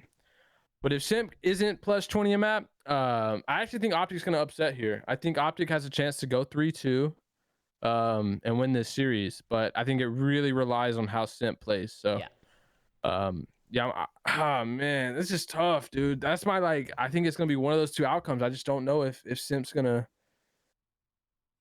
be able to perform that well, huh? Let me get your prediction, Chris, and then I'll make a decision. Get your prediction, because Gizmo's got to take a shit. I gotta walk the dog. Last year, all I did was praise FaZe, and I'm still gonna keep praising FaZe, but at the same time, I'm gonna keep going with the underdogs, I guess. Here, I'm gonna go with Optic. I'm gonna go with the hometown. I think they got a lot of hype behind them. I think they're gonna come out frying. They've been looking really good, and I think if somebody's gonna take it to FaZe right now, it's gonna be these guys. So I'm gonna go with Optic 3-2. Oof, I like that though. I like that. I feel like tomorrow's series is like gonna be fucking nuts. I don't know why. That's what I'm hoping. That's what I'm hoping for. I don't care who wins.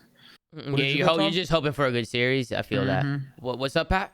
What did you go? What would you? I went 3-2 phase. Oh, 3-2, 3-2. Yeah. The only I went 3-2 Paris. I went 3-2. I think we're gonna see these series being really, really close. I just, dude, Optic won their series like convincing, but I just don't feel like they played like insanely well in that series. Does that make sense? Like, because they were playing Surge. That's my thing. Because I think Surge is not as good.